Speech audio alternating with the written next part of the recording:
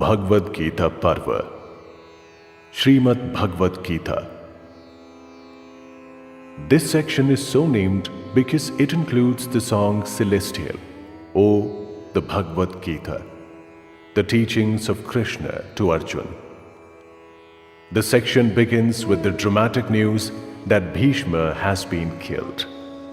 When Sanjay tells Dhritarashtra this, Dhritarashtra is astounded, wishing to know how this came to be. After a description of the arrangements for war, the rest of this section is the Bhagavad Gita. Srimad Bhagavad Gita, Chapter 1. Dhritarashtra asked, O Sanjay, having gathered on the holy plains of Kurukshetra, wanting to fight, what did my sons and the sons of Pandu do? Sanjay said, at that time, on seeing the Pandav soldiers assembled in the battle formation, King Duryodhan went to the preceptor and spoke the following words.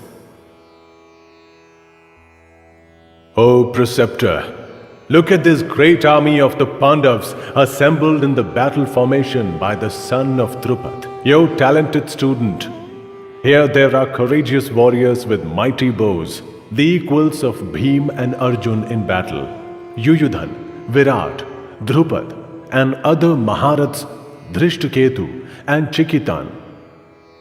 The valiant king of Kashi, Purujit from the Kunti Bhoj clan, and Shaib, greatest among men, the powerful Yudhamanyu, the brave Uttamoja, the son of Subhadra, the sons of Draupadi, all of them are Maharathas. O best among Brahmins, now you should know the main warriors and leaders in my army. For your knowledge, I am naming them. You yourself and Bhishma and Karna and Kripa, who wins battle, Ashwathama and Vikarna, and the son of Somdat. There are many other brave warriors ready to give up their lives for my sake. All of them are skilled in battle and they are armed with various weapons of attack. The army of ours, protected by Bhishma, is unlimited, but this army of theirs, protected by Bhim, is limited.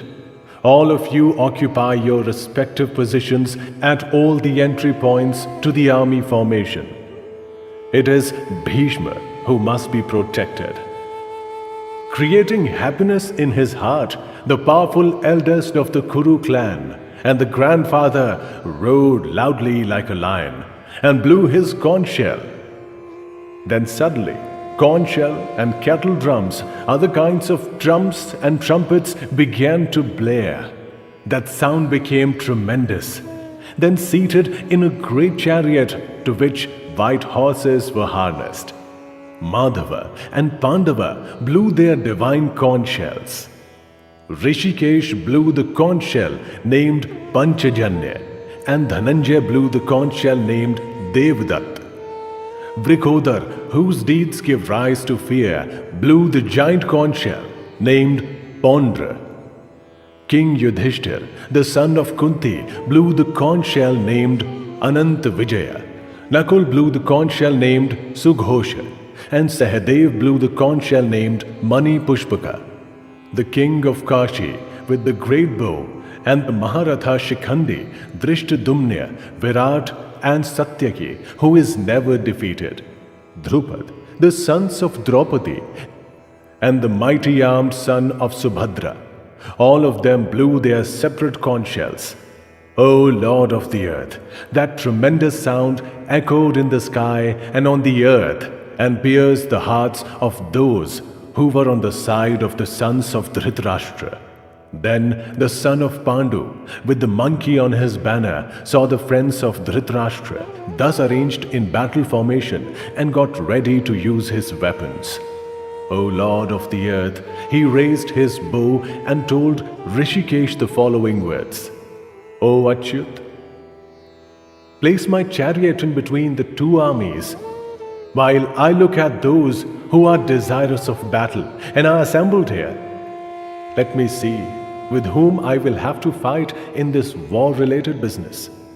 In a desire to do good to the evil-hearted son of Dhritarashtra, they have gathered here, desirous of fighting. I want to see them. O descendant of the Bharata lineage, thus spoken to by Gudakesha, Rishikesh placed that magnificent chariot between the two armies in front of Bhishma, Drona, and all the other rulers of the earth, and said, O Parth, look at those of the Kuru clan who are assembled here. They are parts of fathers and grandfathers, teachers and maternal uncles, brothers, sons, grandsons and friends, father-in-law and well-wishers in those two assembled armies. Seeing them, all the friends and relatives assembled there, the son of Kunti was overcome with great pity, and in sadness uttered the following words. O Krishna, having seen these relatives here, assembled with the desire to fight, my body is going numb and my mouth is going dry. My body is quivering and my body hair is standing up. My skin is burning and the Gandav is slipping from my hands. Oh Keshav, I cannot stand and my mind is in a whirl. The omens that I see are ill ones. I don't see any good that can come from killing one's relatives in a war. Oh Krishna, I don't want victory. Nor do I want the kingdom or happiness. Oh Govinda, what will we do with the kingdom, or with pleasures, or with life itself? Those for whose sake we want the kingdom and pleasures and happiness, they are gathered here in war, ready to give up their lives and their riches. Preceptors, fathers, sons and grandfathers, maternal uncles, fathers-in-law, grandsons, brothers-in-law and other relatives. Oh Madhusudan, I don't want to kill them, even if they kill me. Forget this earth, even for the kingdoms of 3 worlds. O Janardhan, what pleasure will we derive from killing the sons of Dhritarashtra? Although they are assassins, sin alone will be our lot if we kill them.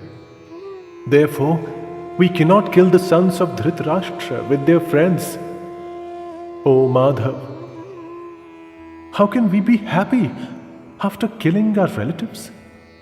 Although their minds are befuddled with greed and they do not see the sin that comes from opposing friends or from destroying the family line. O Janardhan, we can see the sin that comes from destroying the family line. Why should we not have the knowledge to refrain from committing this sin? When the lineage is destroyed, the traditional family dharma is also destroyed. When dharma is destroyed, evil overwhelms the entire lineage. O Krishna, when evil arises, the women of the family become corrupted. O descendant of the Vrishnis, when the women are corrupted, hybrid castes are born. Hybrid castes ensure that the lineage and those who destroyed the lineage both go to hell, because their ancestors fall and are deprived of offerings of funeral cakes and drink. From those sins of those who destroy the lineage and from hybrid castes being generated, the ancient dharma of the castes and dharma of the family are both destroyed. O Janardhan, if the family dharma is destroyed, those men are doomed to spend an eternity in hell. So we have heard. Alas, because of our greed for the kingdom and for happiness, we've got ready to kill our relatives. We are certain to commit a great sin.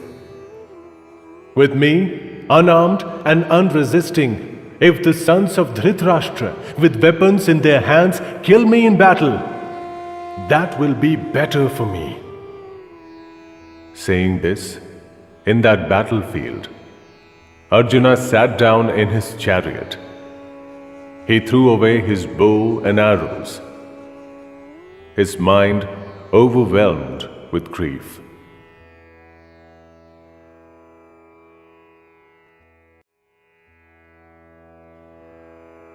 Srimad Bhagavad Gita, Chapter 2. Sanjay said, seeing him thus overcome with pity, his eyes filled with tears and struck thus with grief, Madhusudan spoke the following words. The Lord said, O Arjun, from where, when we have this emergency, has this kind of weakness overcome you? This does not lead to heaven or fame, and characterizes those who are not Aryas.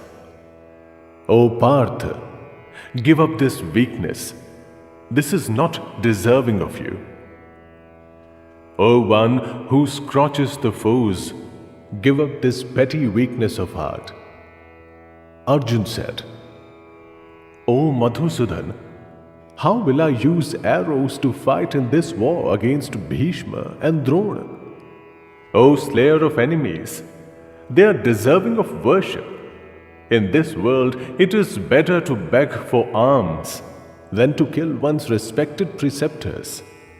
If I kill my elders, the wealth and other objects of desire that I enjoy will be drenched in their blood. I don't know which is better for us. They defeat us or we defeat them.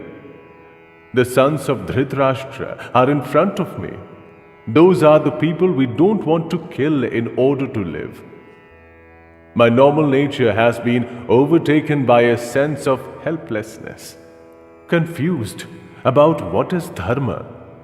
I am asking you, tell me that which is decidedly best for me. I am your disciple.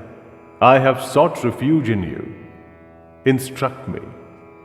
This grief is exploiting my senses, and I don't see what will remedy that, even if I win lordship over the gods or this earth without any enemies and prosperous. Sanjay said, having said this to Rishikesh, Gudakesh, the scorcher of foes, told Govinda, I will not fight, and fell silent. O descendant of the Bharata lineage, to the person who was immersed in grief between the two armies, as if with a smile, Rishikesh spoke the following words. The Lord said, you speak as if you are wise, but you are grieving over those that one should not sorrow over. The wise don't sorrow over those who are dead or those who are alive. It is not the case that I or you or these kings did not exist before this, nor it is the case that we won't exist in the future. All of us will be there. The soul passes through childhood, youth, and age in this body, and likewise attains another body. The wise don't get bewildered by this. O Kantya, because of contact between senses and objects, feelings of warmth and cold, pleasure and pain result. But these are temporary and are created and disappear. O descendant of the Bharata lineage, therefore tolerate these. O best among men, the wise person who is not affected by these, and who looks upon happiness and unhappiness equally, attains the right to immortality. That which is untrue doesn't have an existence. That which is true has no destruction. But those who know the truth realize the ends of both these. But know that which pervades all of this is never destroyed. No one can destroy that which is without change. It has been said that all these bodies inhabited by the soul are capable of destruction. But the soul is eternal, incapable of destruction and incapable of being established through proof. Therefore, O descendant of the Bharata lineage, fight. He who knows this as a slayer, and he who thinks of this as something that is slain, both of them do not know. This is not a slayer, nor can it be slain. This is never born, nor does it ever die. This does not come into existence because it has been born. This has no birth. It is eternal and without destruction. It has no end. When the body is killed, this is not killed. O Partha, he who knows this to be without destruction, eternal, without birth and incapable of change, how can that person cause anyone to be slain? Or how can he slay anyone? Like a person discards worn-out clothes and accepts others that are new, like that, the soul discards worn-out bodies and attains other that are new. Weapons cannot cut this. Fire cannot burn this. Nor can water wet this. And the wind cannot dry this. This cannot be cut. This cannot be burnt. This cannot be wetted. And this cannot be dried. This is eternal and is everywhere. This is stable and does not move. This has no beginning.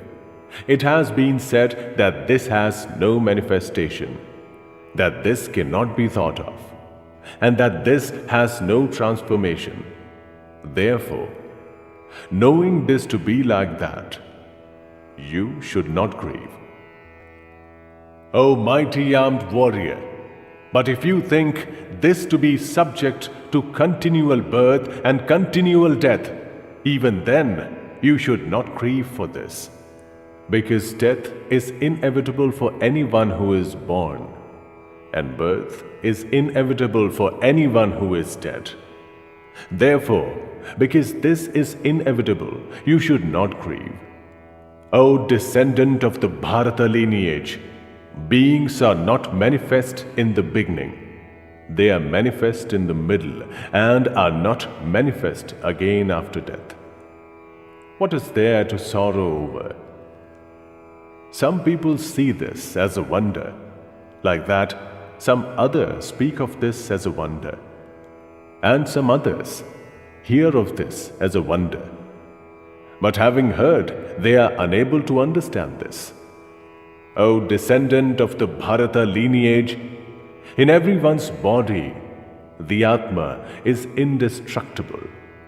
Therefore, you should not mourn about any being. Also, considering your natural dharma, you should not waver, because there is nothing better for a Kshatriya than a war, fought for the sake of dharma. O Partha, this war has arrived on its own, like an open door to heaven. Happy are the Kshatriyas who obtain a war like this. But if you do not take part in this war, in the cause of dharma, then you will forsake your natural dharma and fame, and sin will occur to you. And all people will forever talk about your ill fame. For someone who is honored, dishonor is worse than death. These great warriors will think that you have withdrawn from the war because of your fear. And those who have so far respected you will lighten their opinion of you. Your enemies will say many things that should not be said, and will criticize your prowess. Is anything more painful than that? If you are slain, you will attain heaven. If you win, you will enjoy the earth. O Kontia, therefore arise, deciding certainly to fight. Therefore, get ready to fight, looking upon happiness and unhappiness, gain and loss, and victory and defeat equally. And sin will not touch you.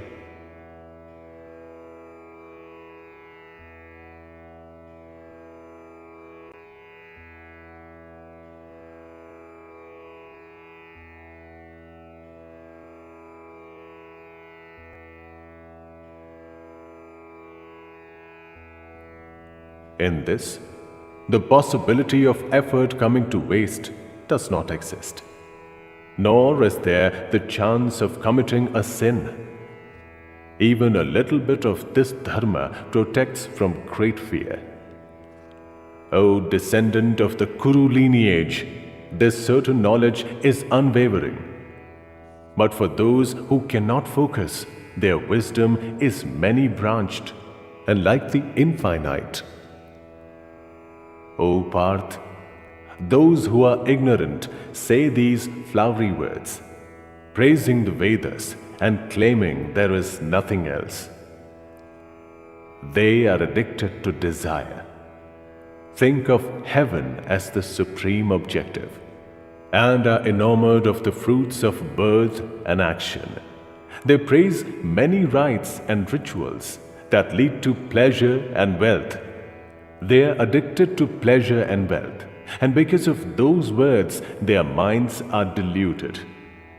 They cannot focus on one object, the intellect that allows one to discriminate. The Vedas deal with the three gunas. O Arjun, rise above the three guns. Without doubt, always resort to sattva. Do not be bothered about that what is yet to be attained, or preserving what has already been attained. Realize the Atma. Whatever purpose is achieved by many small bodies of water is also achieved by one large body of water. Like that, whatever all the Vedas achieve is achieved by a person who knows the Brahman. You have the right to action alone. You never have the right to the fruit. Do not be motivated to act because of the fruit. But don't be motivated to not acting either. O Dhananjay, perform action by resorting to yoga. Give up attachment. Look upon success and failure equally. This equal attitude is known as yoga. O Dhananjay, action is far inferior to the yoga of wisdom. Seek refuge in this wisdom. Pitiable are those who crave after the fruit. He who has this wisdom discards good action and evil action in this life itself. Therefore, use yoga in what you do. Yoga is the skill of action. The learned who have this wisdom abandon the fruit of action and are freed from the fetters of birth. They certainly attain that place which is bereft of all blemishes. When your intellect transcends this maze of delusion, then you will attain indifference between that which has already been heard and that which is yet to be heard. Your mind is distracted at what you have heard. But when your intellect is unwavering and focused on samadhi, then you will attain yoga. Arjun asked, O Keshav, what are the signs of a person who has attained samadhi and whose intellect doesn't waver? How does he speak? How does he sit? And how does he walk? The Lord said, O Parth, A person is said to be unwavering in intellect when he banishes all desires from his mind. He is content within his own Atma. He is not disturbed by unhappiness, and he is beyond desiring happiness. He has overcome attachment, fear, and anger, and he is known as a sage who is unwavering in his intellect. In everything, he has no emotion, regardless of whether something pleasant or something unpleasant has been attained. He is not pleased, nor is he dissatisfied, and in him wisdom is established. Like a tortoise withdraws its limbs, such a person withdraws his senses in every way from sensual objects. In him is wisdom established. Sensual objects are withdrawn from the body of a person who is starving himself, but not desire. In him, who has seen the Paramatma, even desire is restrained. O Kantya, even if a learned man takes care, the turbulent senses violently steal his mind. He who is devoted to me controls all those and focuses his mind on me. If a person can so control his senses, in him is wisdom established. If a man thinks about sensual objects, this gives birth to attachment about those. From attachment is created desire, and desire gives birth to anger. Anger gives birth to delusion, and delusion leads to confusion of memory. From confusion of memory comes loss of intellect, and loss of intellect results in destruction. But he who has controlled his mind is freed from attachment and hatred.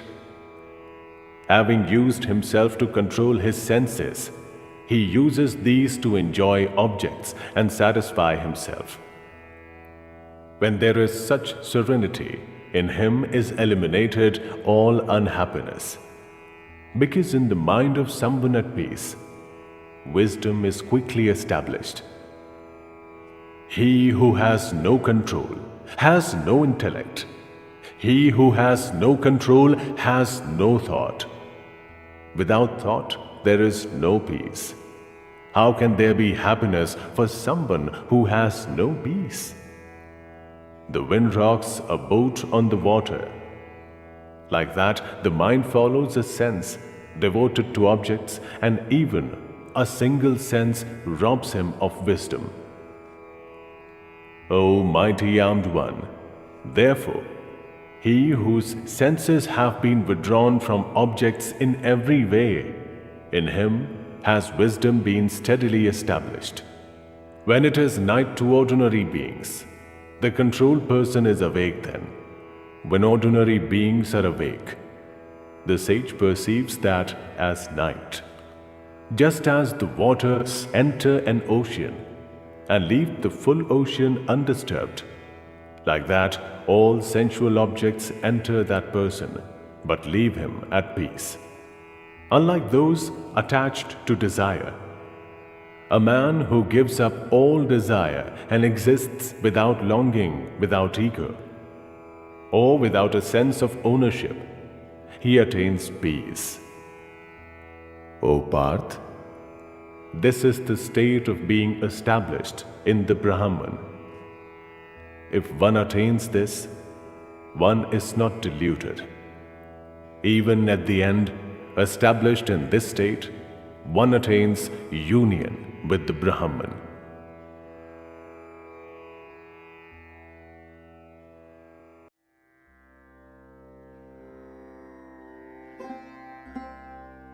Srimad Bhagavad Gita, Chapter 3. Arjun said, O Janardhan, if in your opinion knowledge is superior to action, then why are you engaging me in this terrible action? These mixed words seem to be confounding my intellect. Tell me definitely that one thing that is best for me. The Lord said,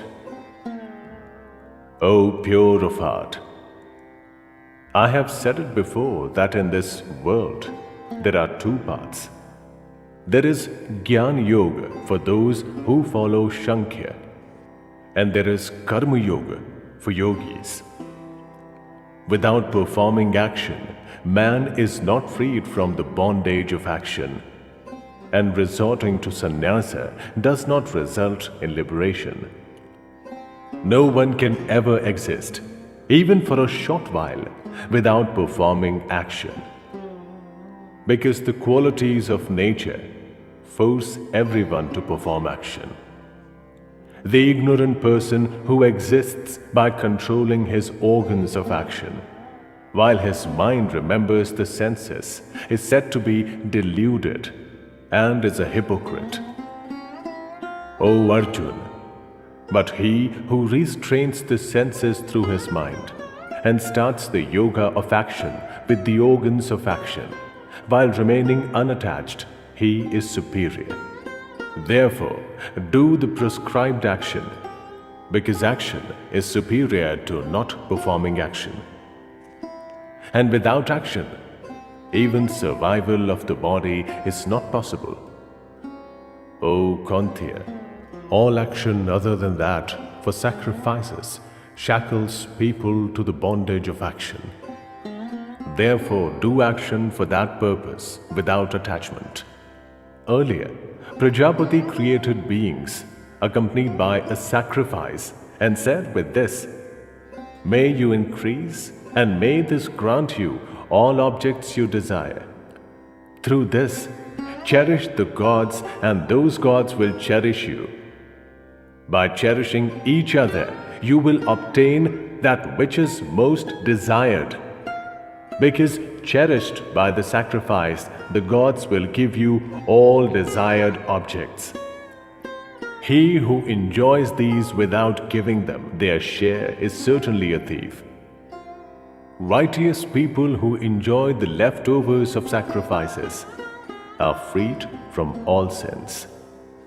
But those sinners who cook only for themselves live on sin. Beings are created from food, and food is created from rain clouds. Rain clouds are created from sacrifices, and sacrifices are created from action. Know that action is created from the Vedas, and the Vedas are created from the Brahman. Therefore, the omnipresent Brahman is always present in sacrifices. In this way, the cycle goes on, and he who does not follow this is addicted to his senses and lives a sinner's life. O Parth, he lives in vain. But the man who takes pleasure in the Atma is content with the Atma and is satiated with the Atma, has no duties. In this world, he has no need for action, nor anything to lose from inaction. He doesn't need the refuge of any being for anything. Therefore, be unattached and always perform prescribed action. Because a man who performs action when unattached attains the highest liberation. Janak and others attained liberation through action. One should perform action with an eye to preserving the worlds. Whatever a great man does, ordinary people also do that. Whatever he accepts as duty, others also follow that. O Parth, in the three worlds, I have no duties. There is nothing I haven't attained. There is nothing yet to be attained. Yet I am engaged in action. O Parth, if I ever relax and stop performing action, then men will follow my path in every way. If I don't perform action, then all these worlds will be destroyed.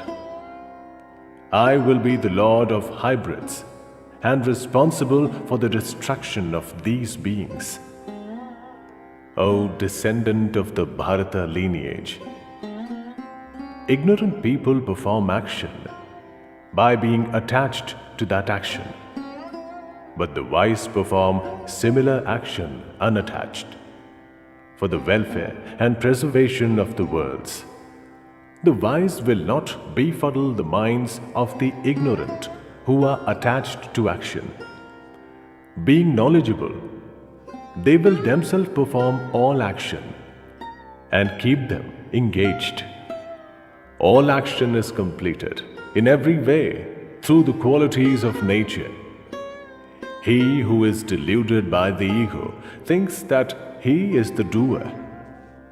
O mighty armed one, but he won't truly knows the division of the qualities and different types of action, knows that the quality manifests themselves in senses and does not get attached.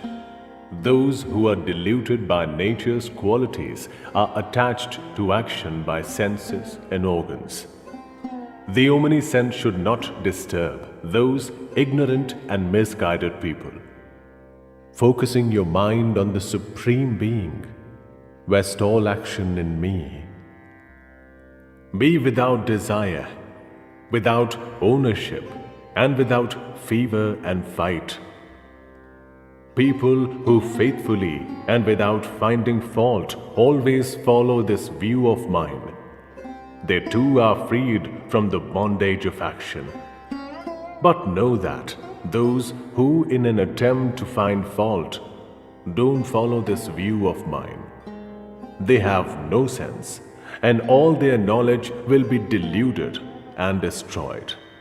Even a wise person acts according to his own nature. Nature drives all beings.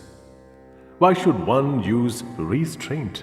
For each sense in its respective area, attachment and aversion are certain. But don't be overcome by those. They are obstacles.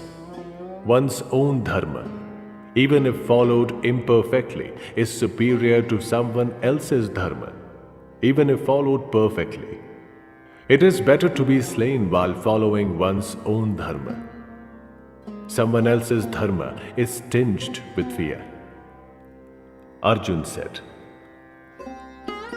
O descendant of the Vrishni lineage, by whom are these men compelled? Despite being unwilling, it is almost as if they are forced into evil action. The Lord said, This is desire. This is anger. These are born from the Raja's quality. These are insatiable and great sins. Here, know them to be enemies. Like smoke covers the fire, dust covers the mirror, like the womb covers the fetus. In that way, this is covered by that. O Kantya, this is the perennial enemy of the wise. Knowledge is covered by this desire that is insatiable like the fire. All senses, the mind and intellect are its seat. This uses these to veil knowledge and delude beings. O bull among the Bharata lineage, therefore, you should first control your senses. Destroy this. That is like sin, and is the destroyer of knowledge. It is said that senses are superior. The mind is superior to the senses. Intellect is superior to the mind. That is superior to intellect.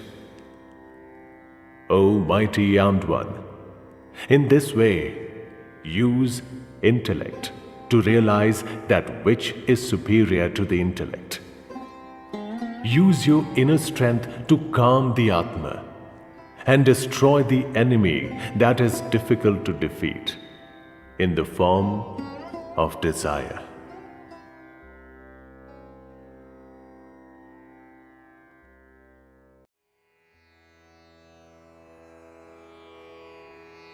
Srimad Bhagavad Gita, Chapter 4.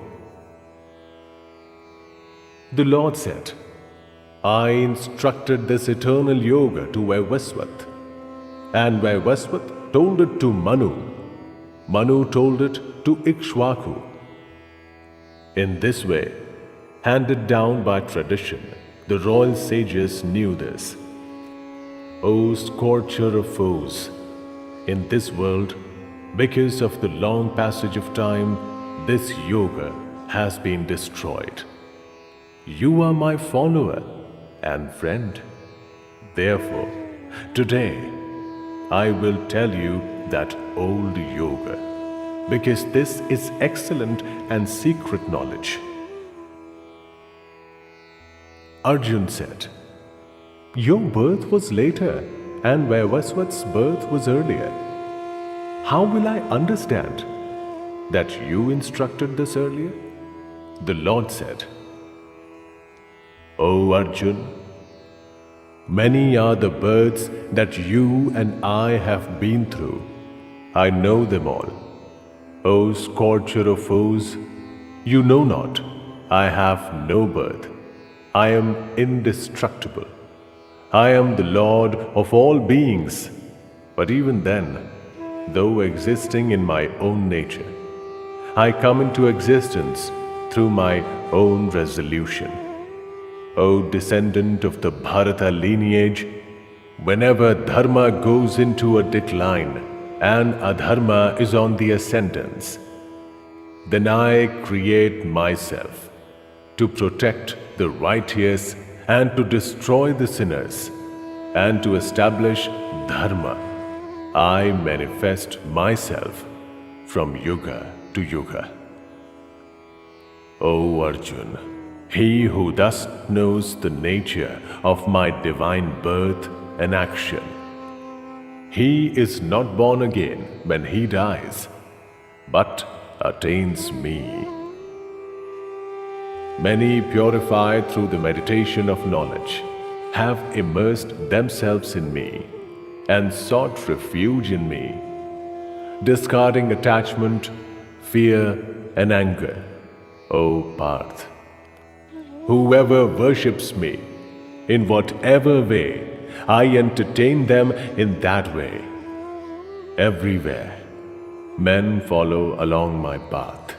In this world, people who desire success in their action worship gods. Because in the world of men, success through action occurs quickly. In accordance with gunas and action, the four varnas were created by me. But despite being the creator of these, know me to be constant and not the agent. Actions do not touch me, nor do I desire the fruits of action. He who knows me in this fashion is not tied down by action.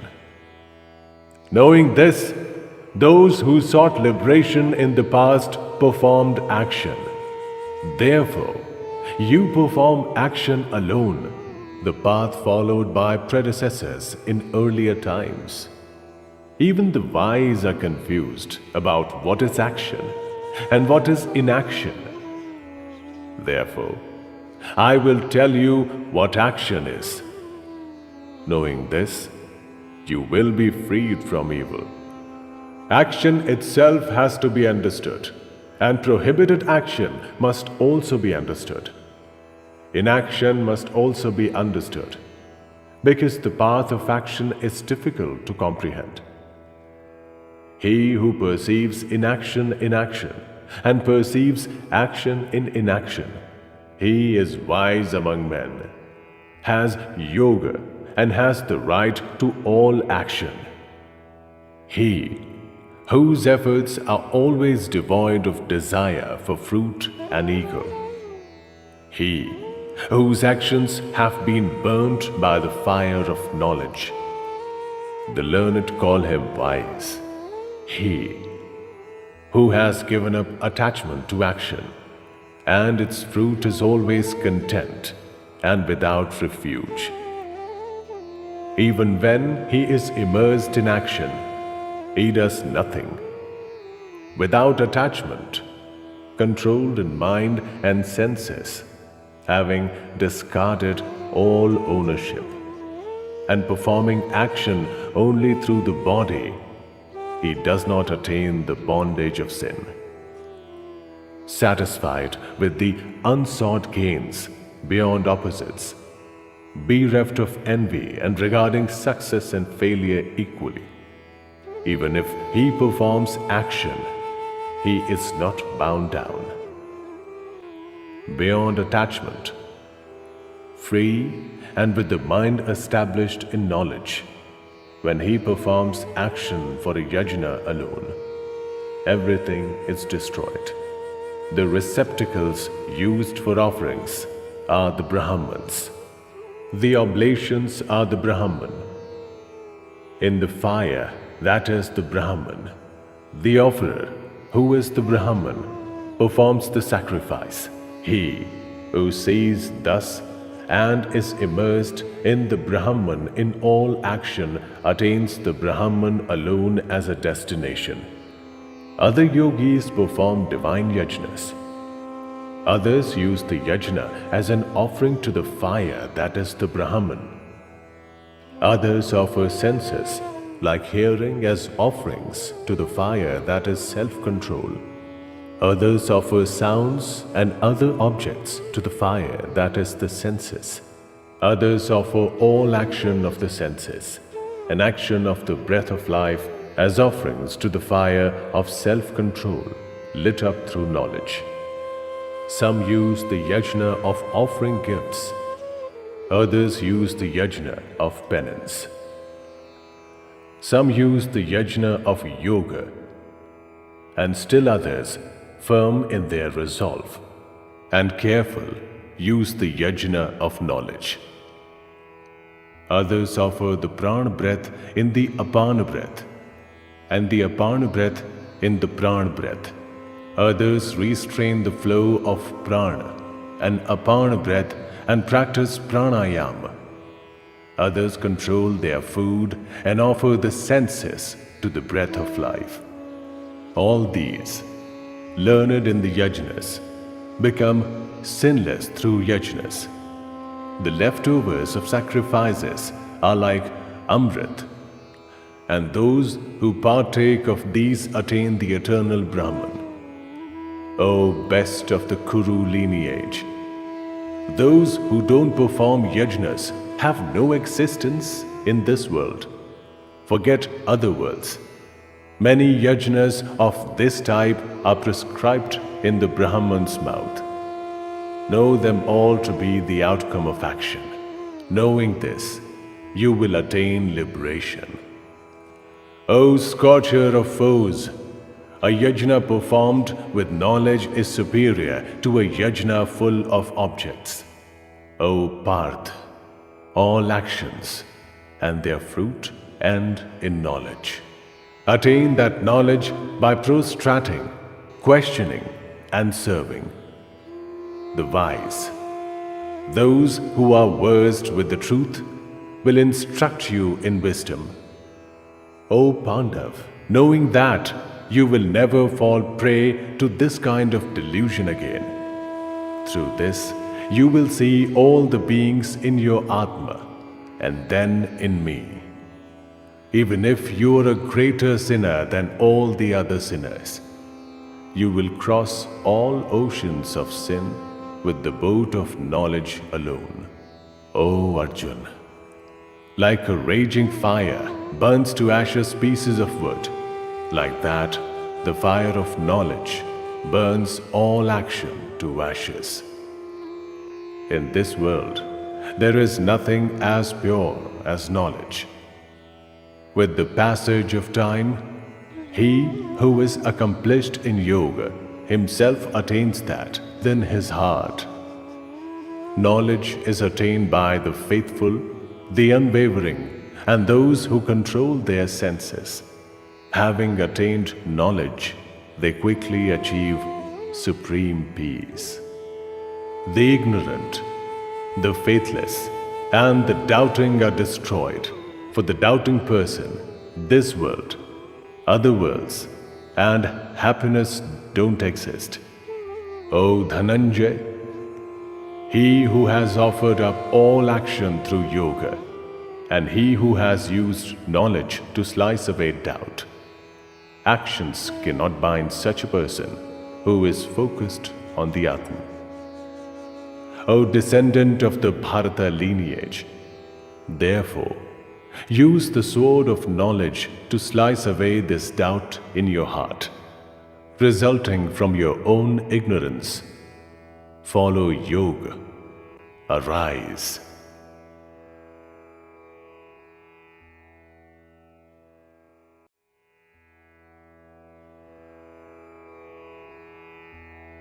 Srimad Bhagavad Gita, Chapter 5. Arjun said, O Krishna, you are asking me to give up all action, and you are also asking me to practice yoga. Between these two, tell me decidedly which one is better. The Lord said, Renunciation and action both lead to liberation. But of these two, Karma Yoga is superior to renunciation of action.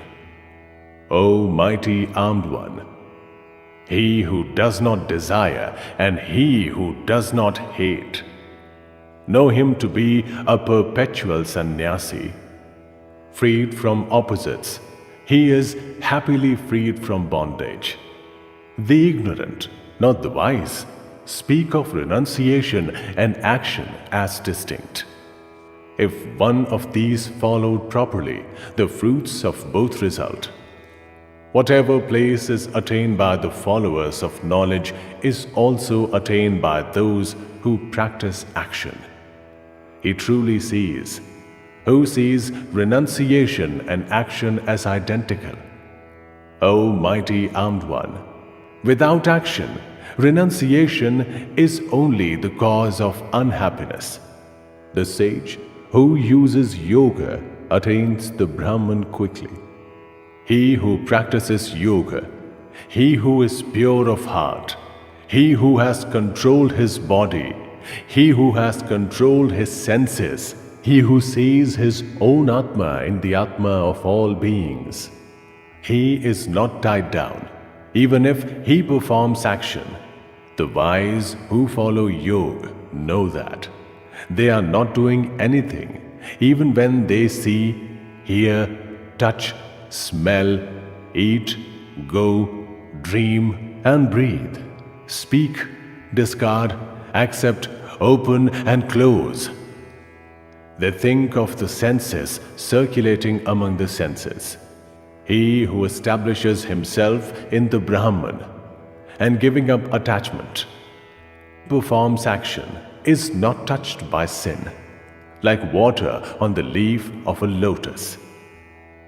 To purify their hearts, yogis give up attachments and perform action only with their bodies, minds, intellect and senses attached to yoga and discarding attachment to fruits of action. They attain perpetual peace. Those who do not follow yoga and are attached to fruits because of desire remain in bondage. Discarding all action through his mind, the person who controls his body, the city with the 9 gates, remains in happiness.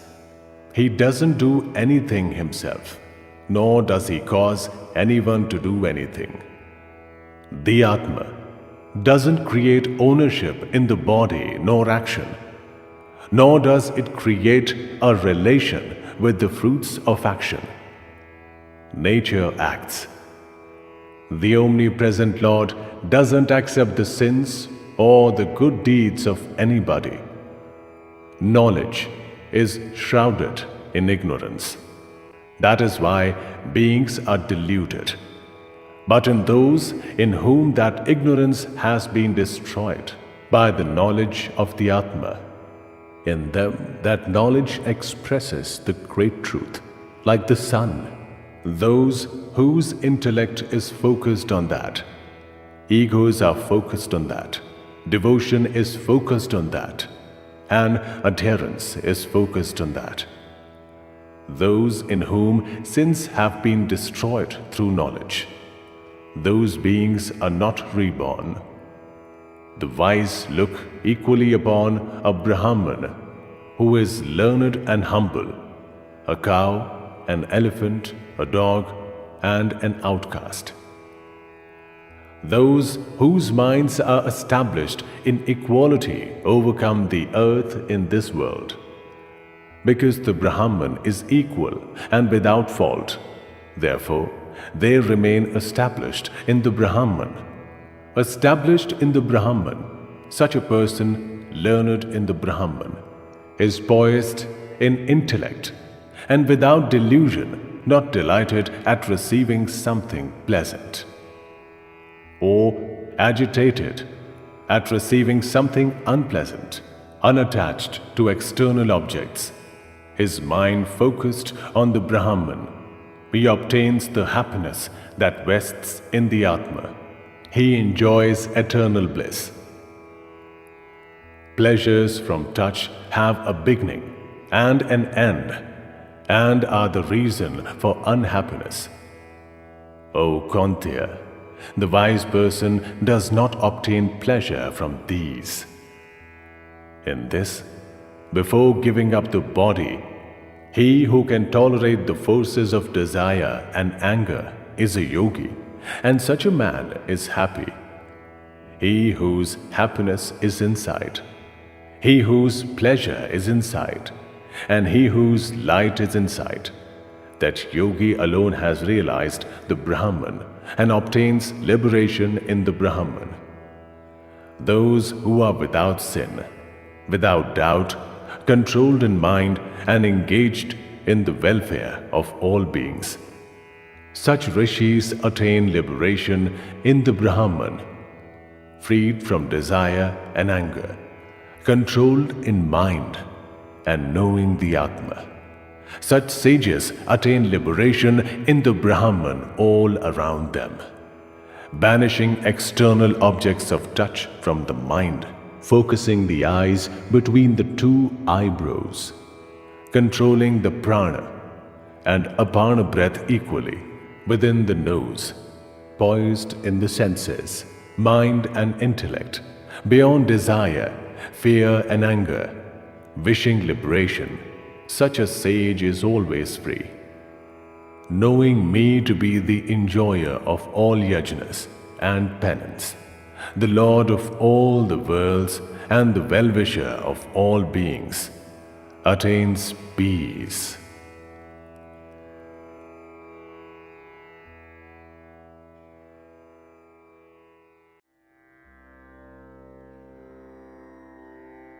Srimad Bhagavad Gita, Chapter 6.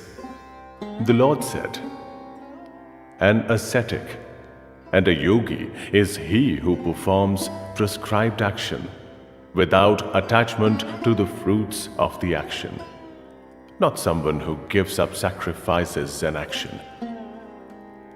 O descendant of the Pandu lineage, what is known as asceticism, know that to be yoga. Because without giving up desire, no one can become a yogi. For a sage desirous of ascending to yoga, action is said to be the means. For a person who has ascended to yoga, tranquility is said to be the means. When a person who gives up desire loses addiction to sensual outcomes and is also not attached to action, then he is said to have ascended to yoga. Use the Atma to raise the Atma. Do not lower the Atma. The Atma is the Atma's friend, and the Atma is the Atma's enemy. The Atma which has been used to conquer the Atma, is the Atma's friend. For someone who has failed to control the Atma harms like an enemy. For someone who has controlled the Atma and is tranquil, the Paramatma is undisturbed with cold, warmth, happiness, unhappiness, and respect and disrespect.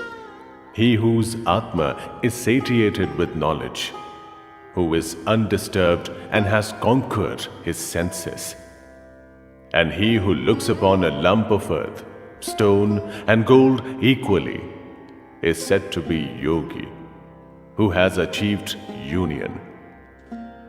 Equal in treatment towards well-wisher, colleague, enemy, neutral, arbiter, a hateful person, friend, and a righteous person or a sinner, he is superior. Seated in a secluded place, alone, controlled in mind and body, without desire, without receiving and giving, a yogi should always try to pacify his Atma. In a pure place that is not too high, not too low, he will place his seat, cloth, and hide on kushagras, there, focusing the intellect, controlling the action of the mind and the senses. Seated on that seat, he will practice yoga to purify the Atma. Still, body, head, and neck erect and unmoving, gazing at the tip of one's nose and not looking in any other direction. Tranquil in the Atma, without fear, established in the right of brahmacharya, controlling the mind and uniting the intellect with me. Immerse yourself in me. In this way, the yogi will always pacify the Atma and be unwavering in his mind, and established in me, will attain supreme and peaceful liberation. O Arjun, he who eats too much cannot achieve yoga, nor he who doesn't eat at all, nor he who sleeps too much or stays awake too much. He who is measured in food and movement, measured in effort towards action, measured in sleep and awakening, for him, yoga destroys unhappiness. When the intellect is specially controlled and established in the Atma, in that situation, indifferent towards all desire, yoga is said to have been achieved. For a yogi whose intellect is controlled and the Atma is united, know the smile to be a lamp that doesn't flicker in a place where there is no wind. When the mind is controlled and rendered inactive through the practice of yoga, when the Atma sees the Atma in the Atma and is satiated, when he feels the extreme bliss that is beyond the senses and realized through the intellect, undisturbed from truth, obtaining that, not thinking other gains to be superior to this, established in that, not disturbed even by great unhappiness. Know this, without any contact with unhappiness, to be yoga. Without hopelessness, one must practice that yoga with perseverance, forsaking in entirety all desire that results from wishes, using the mind itself to restrain the senses from everything, using concentrated intellect to gradually withdraw, establishing the mind in the Atma and thinking about nothing, withdrawing from whatever the fickle and restless mind weaves towards, withdrawing it from that, bring it under the control of the Atma, tranquil in mind, having pacified the Rajas quality without sin, having attained the Brahman, the yogi achieves supreme happiness. Like that, always concentrating on the Atma, The pure yogi easily obtains intense bliss from proximity to the Brahman. The person immersed in yoga looks on everything equally and sees the Atma in all beings, and all beings in the Atma. He sees me everywhere and everything in me. I am never invisible to him, nor is he invisible to me. He is based in equality and worships me. I, who am present in everything, wherever that yogi is, he is established in me. O Arjun, he who compares with his own self and regards happiness and unhappiness in everything equally, that yogi is supreme according to me. Arjun said, O Madhusudan, because of restlessness, I don't see the yoga based on equality that you have propounded as permanent. O Krishna, the mind is restless and the senses strong and firm. Therefore, I think restraining it is as difficult as the wind. The Lord said, O mighty armed one, there is no doubt that the mind is restless and difficult to control. But O Kantya, through practice and detachment, it can be restrained. My view is that yoga is difficult for someone whose mind is uncontrolled. But it is possible to achieve for someone whose mind is controlled and who makes special effort. Arjun said, O Krishna, a person who has faithfully practiced yoga but later becomes careless and his mind deviates from yoga cannot achieve liberation through yoga. What happens to him? O mighty armed one, distracted from the path of attaining the Brahman, such a wavering person is dislodged from both. Like a torn cloud, doesn't he perish? O Krishna, I have this doubt that only you can completely eliminate, because there is no one other than you who can remove this doubt. The Lord said, O Parth, in this world, nor in the other world, is there any destruction. Because, O son, a person who acts well never comes to grief. He who has deviated from the path of yoga attains the worlds of the righteous and dwells there for many years. Thereafter, he is born in a righteous and wealthy household, or he is born in the family of wise yogis. But such birth is very rare in this world. O descendant of the Kuru lineage, in that birth obtains that intelligence about liberation from an earlier birth, and thereafter strives again for liberation. Because of that earlier practice, is almost involuntarily attracted. A person who seeks yoga transcends the Vedas, striving harder than on that earlier occasion. Pure in heart, the yogi obtains liberation after many lives and later achieves the supreme objective. The yogi is superior to those who practice austerities, superior to a learned, superior to those who perform action. That is my view. O Arjun, therefore become a yogi. My view is that he who is devoted and worships me, with his self immersed in me, is the most accomplished among all yogis.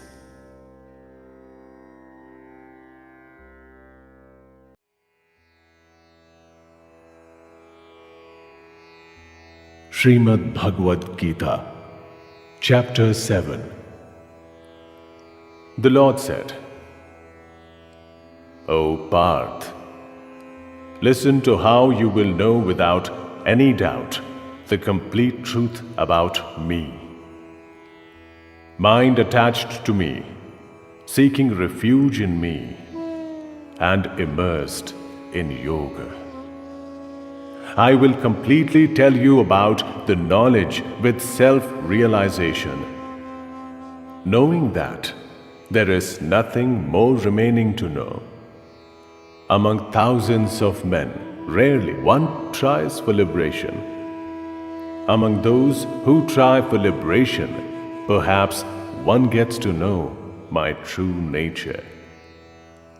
Earth, water, fire, air, sky, mind, intellect, and ego.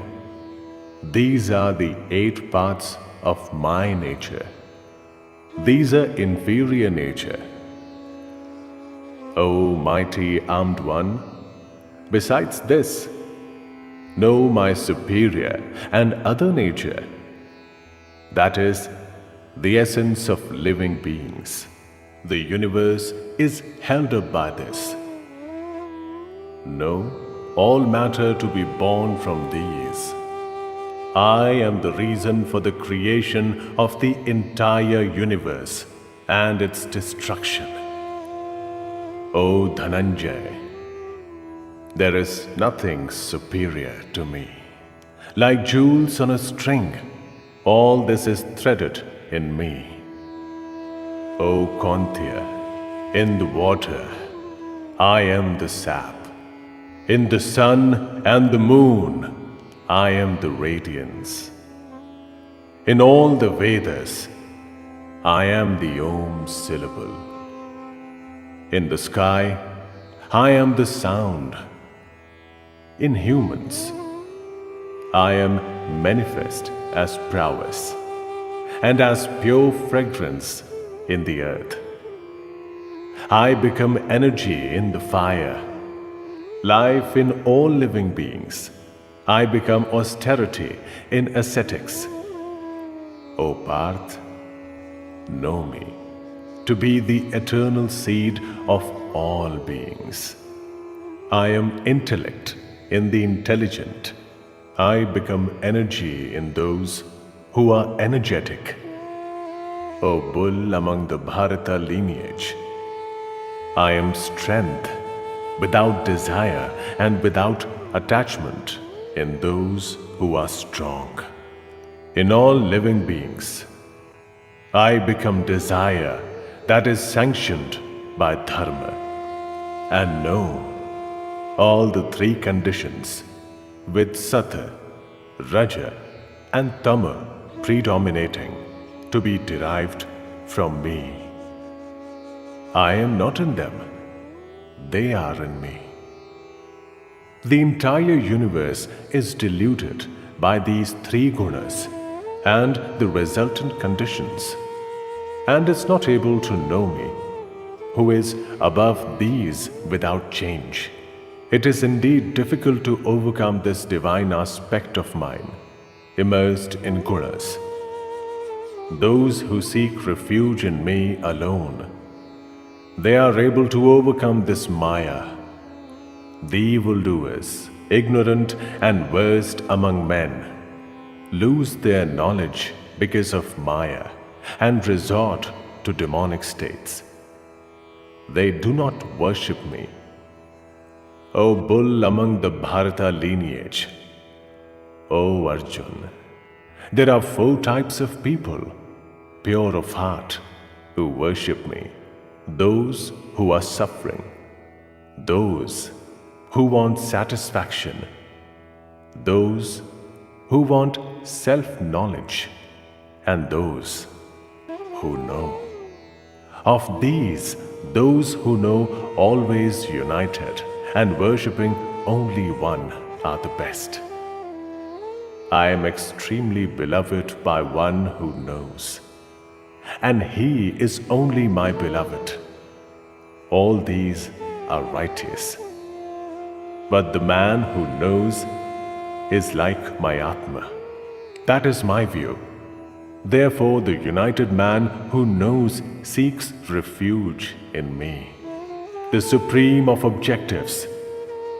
After many births are over, he attains the knowledge that Vasudeva is everything and attains me. Such great souls are extremely rare. Those whose knowledge has been dropped by those desires, according to their own nature, follow prescribed rites to worship other gods. Whatever form a devotee wishes to worship faithfully, in whatever way, in that and that, I make the faith firm and unwavering. With that faith, whatever form is worshipped and whatever fruits are obtained as a result are actually bestowed by me alone. The fruits of those who have little intellect come to an end. Worshippers of gods attain the gods. My devotees attain me. Those who are ignorant don't realize my supreme and unchanging nature and think of me, the one who is unmanifest, as manifest, shrouded in my powers of yoga and maya. I am not evident to everyone. I am not born and am without change, but the ignorant world doesn't know me. O Arjun, I know all beings in the past, the present, and the future, but no one knows me. O descendant of the Bharata lineage, O scorcher of foes, all beings are deluded at birth from opposite sensations, resulting from desire and aversion. But those whose sins have been overcome, and those who are virtuous in action, they are freed from the delusion of opposite sensation and worship me, firm in their vows. Those who want to know about the Brahman, about the individual Atma, and about action in its entirety. Those who know me as the one who underlies all beings, all gods, and all yajnas, right till the time of death. Their mind is fixed on me, and they know me.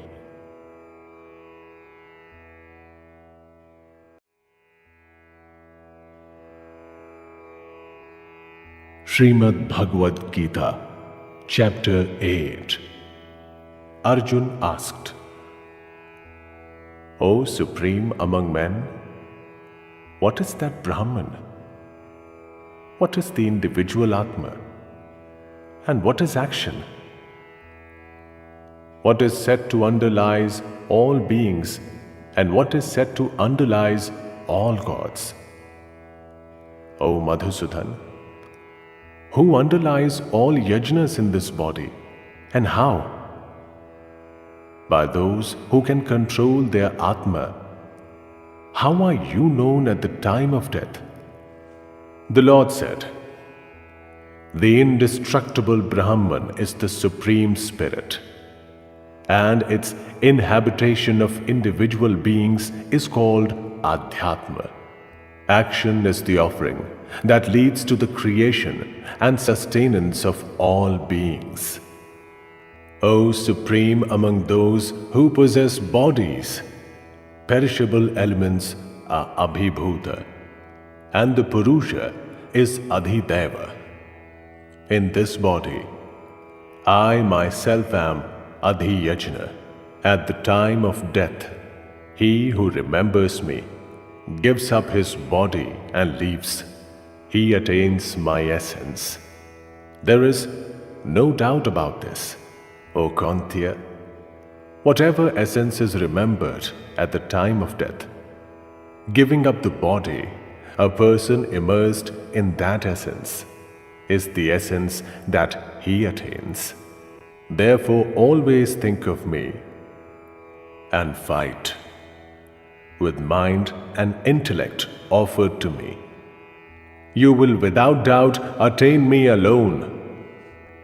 O Parth, united in the practice that is like yoga, without following anyone else, thinking of the divine supreme spirit with the mind, attains that.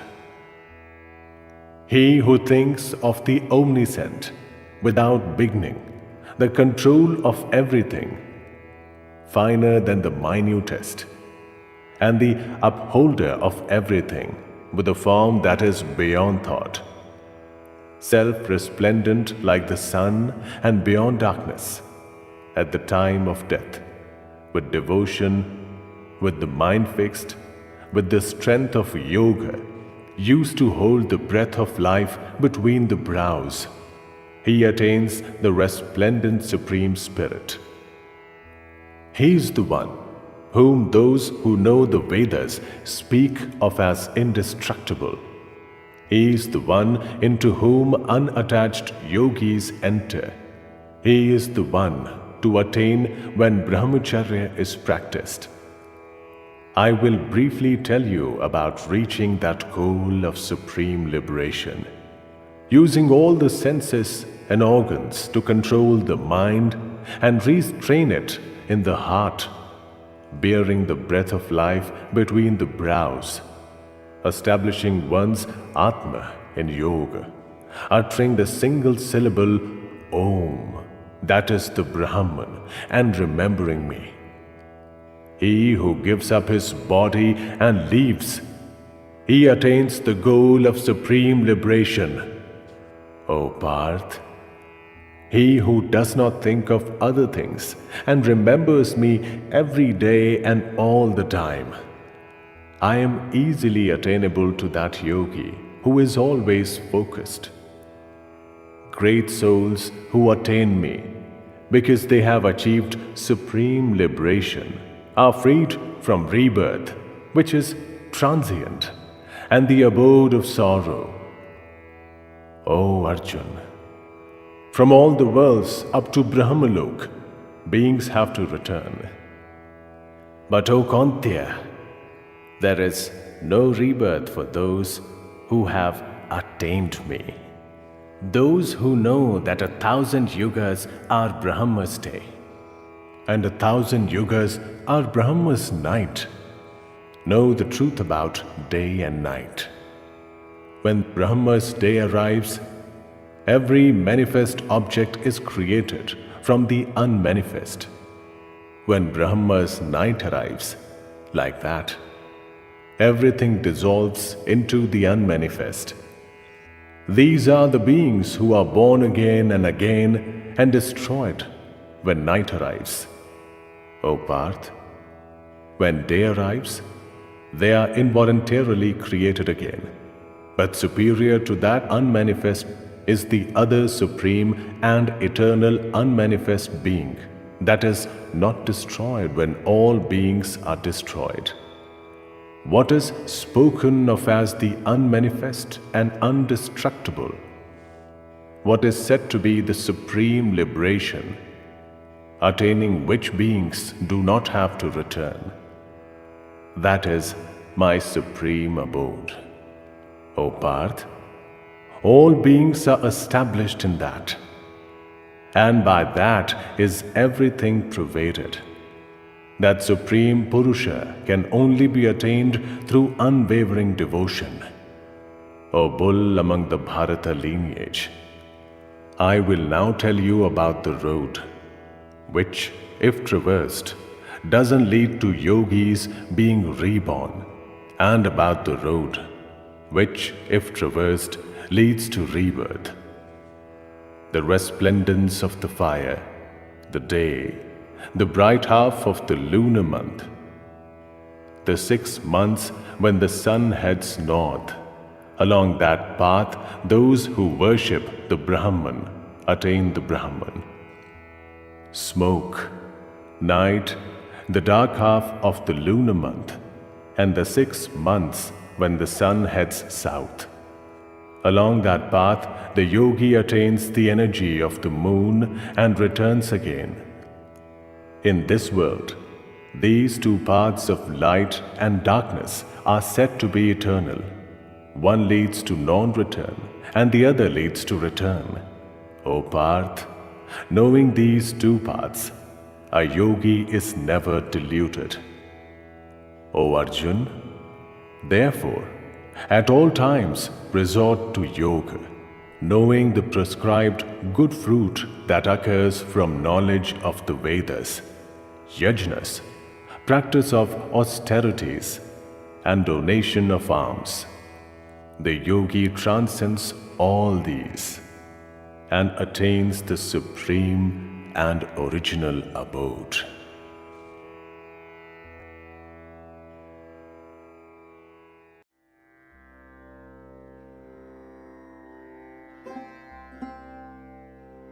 Srimad Bhagavad Gita, Chapter 9.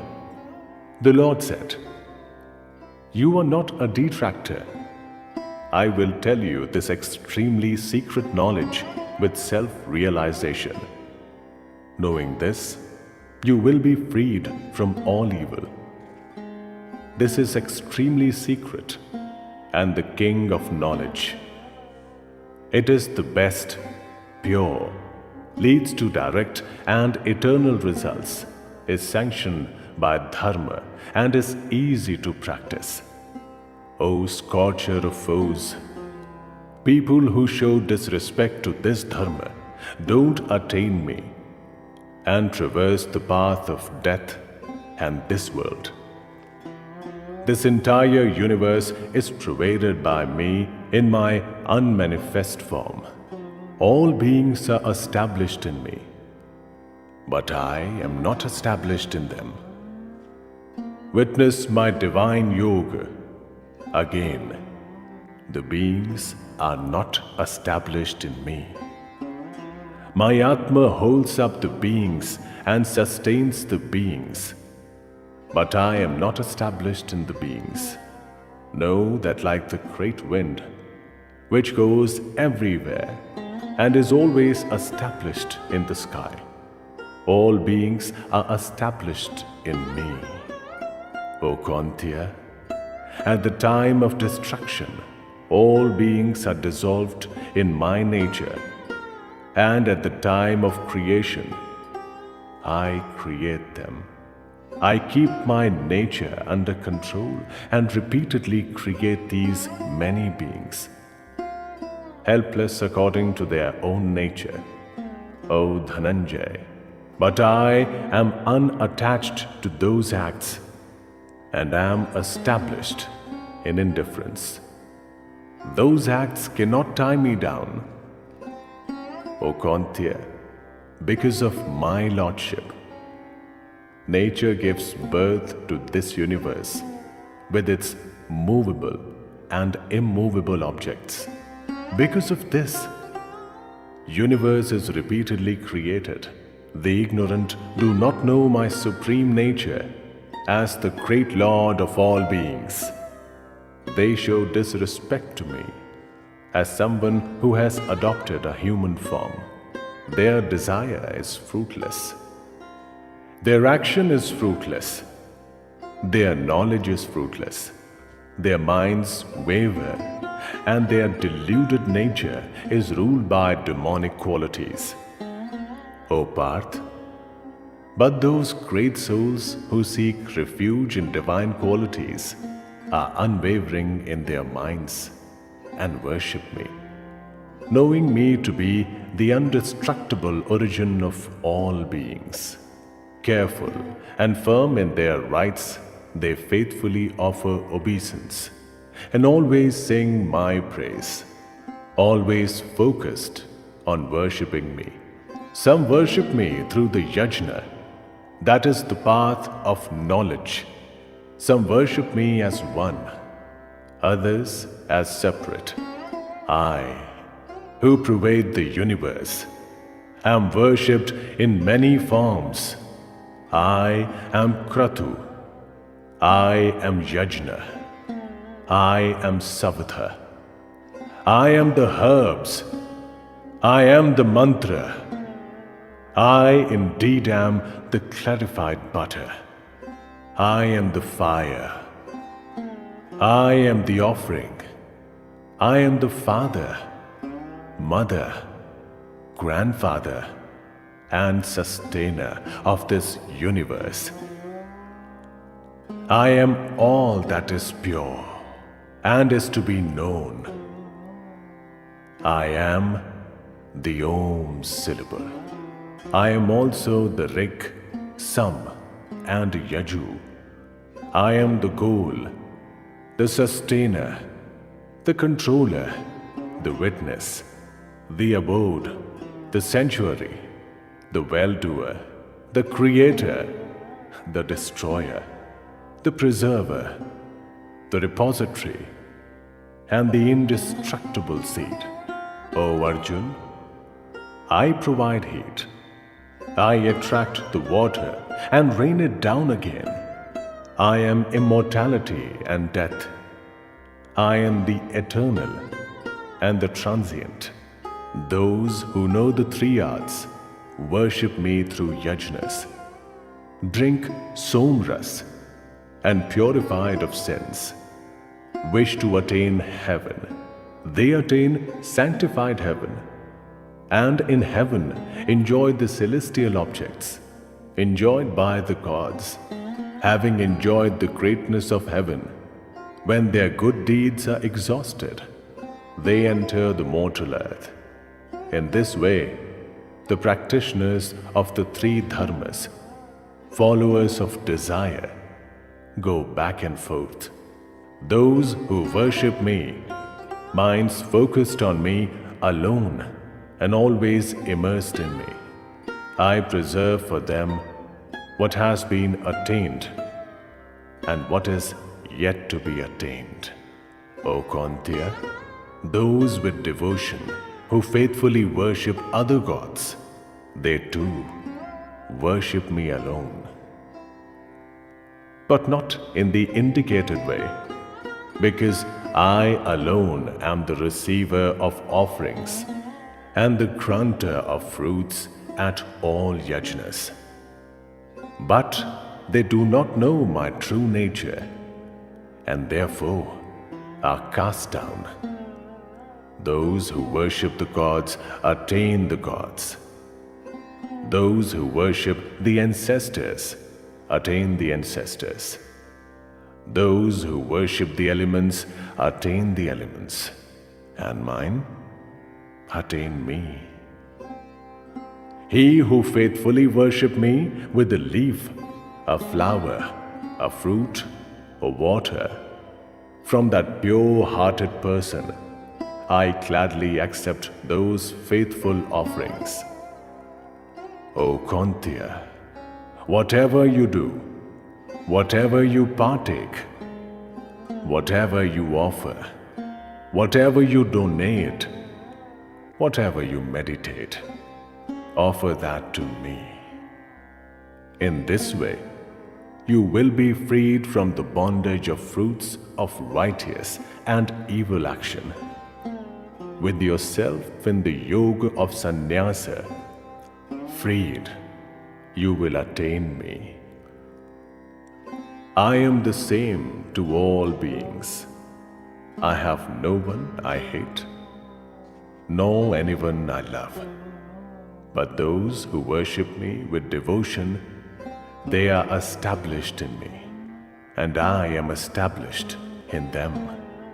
Even if the most evil of persons worship me single-mindedly, he should be thought of as a righteous person, because his resolve is correct. Swiftly, he becomes a righteous person and attains eternal peace. O Kantya, my worshippers are never destroyed. This you can vouch for, O Parth. Even those who are of evil birth, women, Vaishya and Shudra, having sought refuge in me, they will certainly attain supreme liberation. There is no need to repeat about pure Brahmins and devoted Rajarishis. This earth is temporary and leads to unhappiness. Therefore, having attained, worship me. With mind immersed in me, become my devotee, my worshipper, and one who offers obedience to me. In this way, with your Atma united in me as the refuge, you will attain me alone.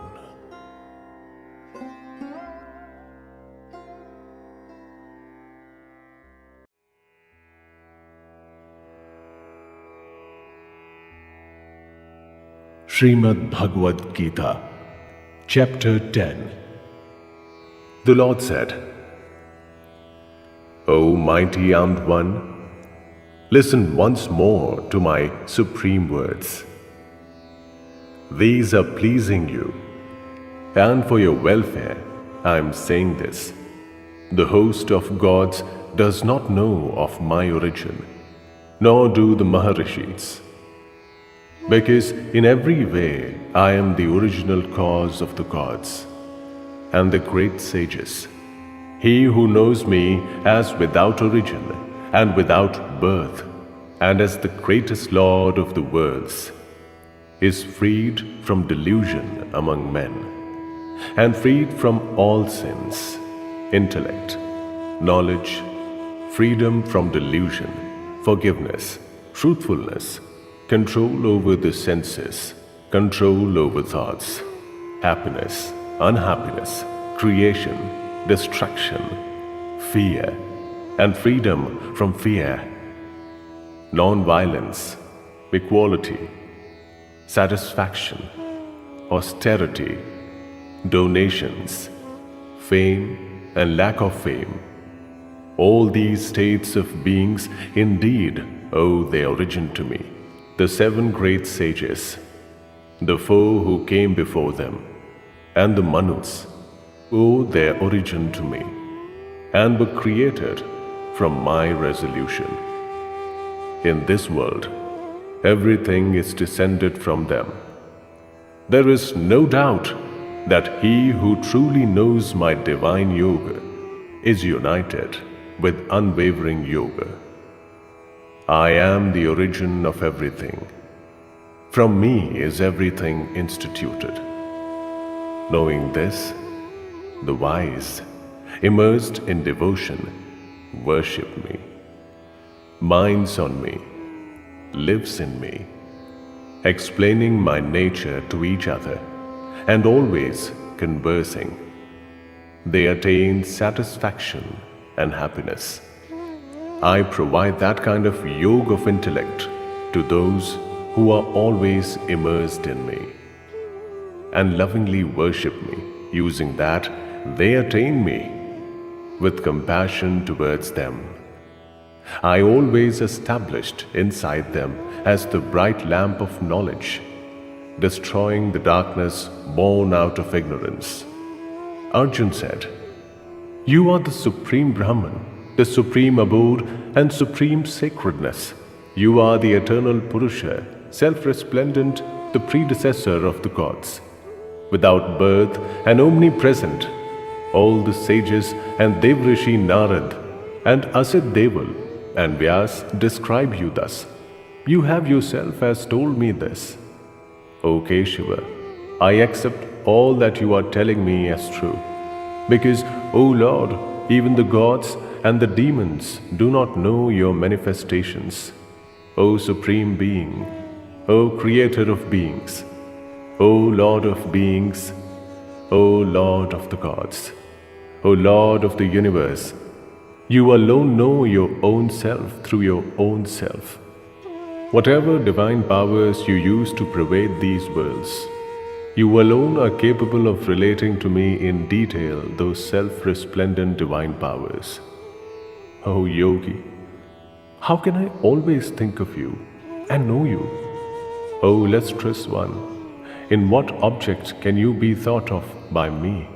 O Janardhan, tell me once again in detail about the power of your yoga, because Hearing your immortal words, I am not satisfied. The Lord said, O foremost among the Kuru lineage, all right, I will tell you about my main divine manifestations, because there is no end to the detail of my powers.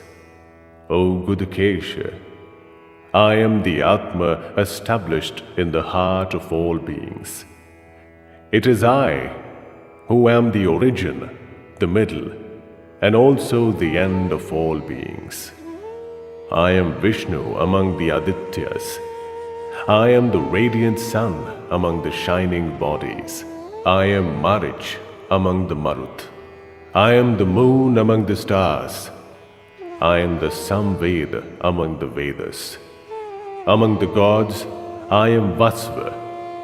I am the mind among the senses.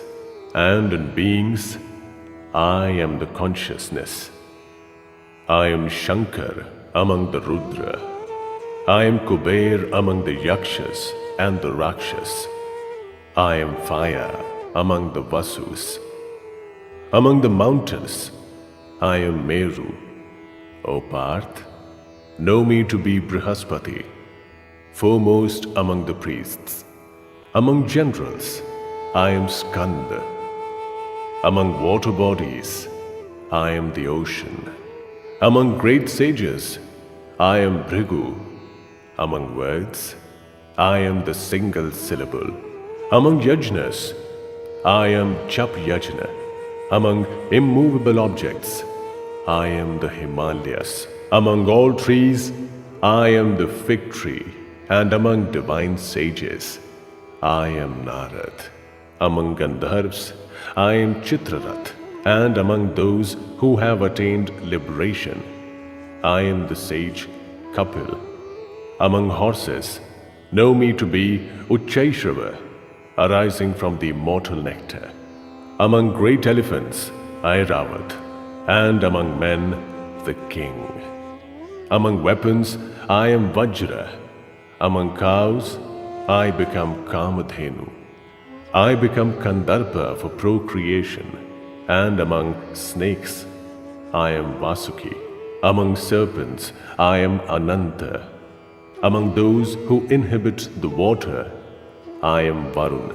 Among the ancestors, I am Aryam. Among those who control, I am Yam.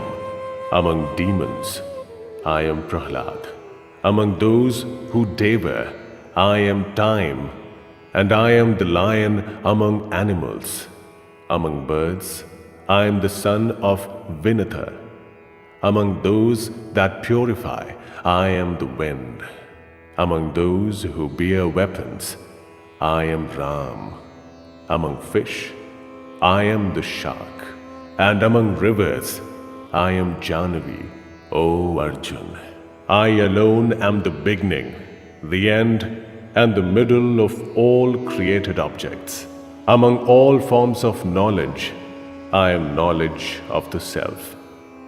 Among debaters, Veda. Among letters, I am the letter A. Among different forms of samas, I am Dvanda. Indeed, I am indestructible time. My face is in every direction. I am the controller of destiny. I am death that robs everything, and I am the origin of the future. Among women, I am fame, prosperity, speech, memory, intellect, fortitude, and forgiveness. In the Samved, I am Brihatsam. Among meters, I am Gayatri. Among months, I am Margashirsha. Among seasons, I am Kusumakra. I am gambling among those who wish to cheat. I am energy in the energetic. I am victory, preservance. I am the sattva quality in the righteous. I am Vasudeva among the Vrishnis. I am Dhananjay among those of the Pandu clan. I am Vyas among the sages. Among the wise, I am the wise Ushansa. I am Danda among those who rule. I am strategy for those who wish to win. Among secret subjects, I am silence. I am knowledge among the wise. O Arjun, whatever the seed of origin of every being, that is me alone. There is nothing movable or immovable that can come into being without me. O scorcher of foes, there is no end to my divine glory. Whatever I have started of this expanse of glory is only a brief indication. Know that whatever object is glorious, prosperous, or indeed extremely powerful, that has originated from a part of my energy. O Arjun, but what is the need to know all these details? I am established, holding up this entire universe with only a part of me.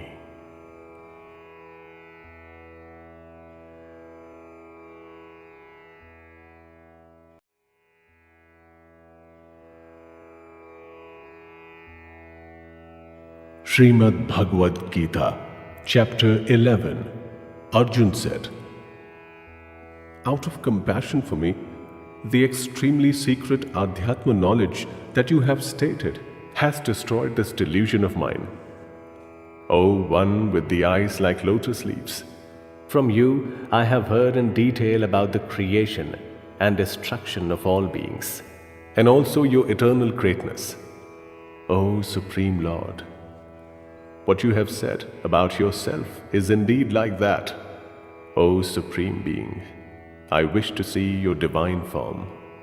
O Lord, if you think that I am worthy of seeing that, then, O Lord of Yoga, show me your indestructible self." The Lord said, "O Parth, behold my divine multi-dimensioned, multi-hued, multi-shaped, hundreds and thousands of forms. O descendant of the Bharata lineage, see the Adityas, the Vasus, the Rudras, the Ashwinis, and the Maruts. See the many wonderful things you have never seen before. O Godakesh, in my body, in one place, see the entire universe, with all that is movable and immovable. Also see today whatever else you want to see. You will not be able to see me with your own eyes. Therefore, I am giving you divine sight. Witness my divine glory." Sanjay said, "O king, having said this, Hari, the great lord of Yoga, then showed Parth the divine and supreme form, with many mouths and eyes, with many miraculous things to see, adorned in many resplendent ornaments, with many divine weapons raised, with divine garlands and clothing, anointed with divine fragrances, extremely wonderful everywhere, resplendent, infinite, with faces in every direction. If the brilliance of 1,000 suns simultaneously rises in the sky, then that brilliance can rival the brilliance of that great soul." Then Pandav saw the entire universe in one place, divided into many parts, in that great God of God's body. Then amazed, and with his body hair standing up, Dhananjay bowed down before the God with his head lowered, and with joined palms said, Arjun said, "O Lord, in your body I see all the gods and all the different types of beings, the divine sages and all the serpents, and the Creator Brahma seated on a lotus. O Lord of the universe, O universal form, I see you with many arms, many stomachs, many faces, and many eyes everywhere.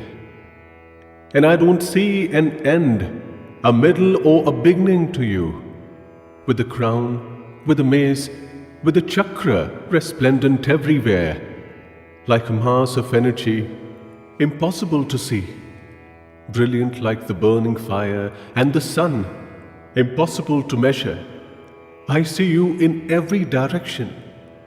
I have no doubt that you are eternal and supreme and the only thing worth knowing. You are the supreme refuge of this universe. You are the indestructible and original being, the upholder of ancient dharma. I behold you without beginning, middle, and end, infinite in strength, with uncountable arms, the sun and moon in your eyes, face like ignited fire, scorching this universe with your energy. O great soul, the space between the sky and the earth is pervaded only by you. The directions are also pervaded. Witnessing this miraculous and terrible form, the three worlds are suffering. That array of gods is entering you alone. Some are frightened and with joined palms are craving protection. The array of great sages and pure souls are uttering words of pacification and are worshipping you with pure and profound prayers. The Rudras, the Adityas, the Vasus and the Sadhyas, the Vishvadevas, the Ashvinis and the Maruts, those who partake warm food, the Gandharvas, the Yakshas, the Asurs, and arrays of the Siddhas are all gazing at you with amazement. O mighty armed one, the worlds are terrified, and so am I, at witnessing your great form, with many faces and eyes, many stomachs, many arms, thighs and feet, fearsome with many teeth. O Vishnu, touching the sky, resplendent, multi-hued, mouths stretched out, eyes large and fiery. Seeing you, I am frightened, and I cannot maintain my fortitude and peace. Seeing your several faces, fearsome with teeth and blazing like the fire of destruction, I have lost my sense of direction. I cannot find happiness. O Lord of the gods, O refuge of the universe, have mercy. All those sons of Dhritarashtra, with the collected kings and Bhishma, Drona, and that son of Asuta, and the chief warriors on our side, are dashing into your fearsome mouth with the terrible teeth. Some of them can be seen, heads smashed and attached to the joints of the teeth. Truly, like many currents and rivers, head towards and enter the ocean. Thus, those warriors of this earth are entering your mouths, flaming in all directions. As moths driven to destruction speedily enter a blazing fire, like that, these people are also swiftly entering your mouths for destruction. O Vishnu, in all directions, you are repeatedly licking, having swallowed all the worlds with your flaming mouths. Your fierce resplendence is scorching, having filled the universe with energy. Who are you? Tell me. You of the fierce form, I bow down before you. O great God, be merciful. I wish to know you, you who are the beginning, because I do not understand your inclination. The Lord said, I am the terrible destroyer of people. I am now about to destroy these people. Even without you, all the warriors in the opposing army formations will not exist.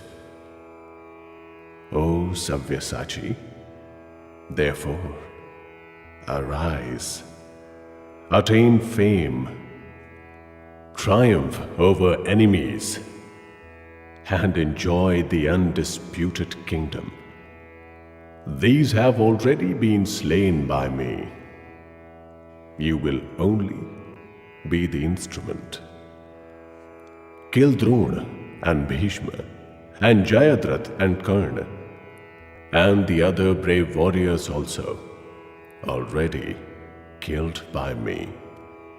Don't be apprehensive.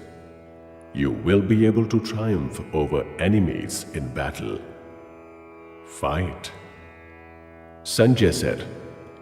Hearing these words of Keshav's, the trembling Arjun joined his palms and saluting Krishna, again said in a flattering tone, bowing down in fear. Arjun said, O Rishikesh, it is natural that the universe is extremely delighted to hear of your glory and is attracted to you. The Rakshas are scared and flee in all directions, and all the arrays of Siddhas bow down. O great soul, O infinite, O Lord of the gods, O refuge of the universe, you're greater than Brahma and the original agent. Why should you not be saluted? The manifest and the unmanifest and the indestructible that is beyond is also you. You come before the gods. You are the eternal being. You are the abode of the universe after destruction. You are the knower, that which is to be known, and the supreme abode. By you is the universe pervaded, and you are infinite in form. You are Vayu, Yam, Agni, Varun, Shashank, Prajapati, and the great-grandfather. I salute you 1,000 times, and again salute you, and yet again salute you. I salute you in front and from the back. I salute you everywhere, in every direction. O possessor of infinite energy and unlimited strength, you pervade everything. Therefore, you are everything.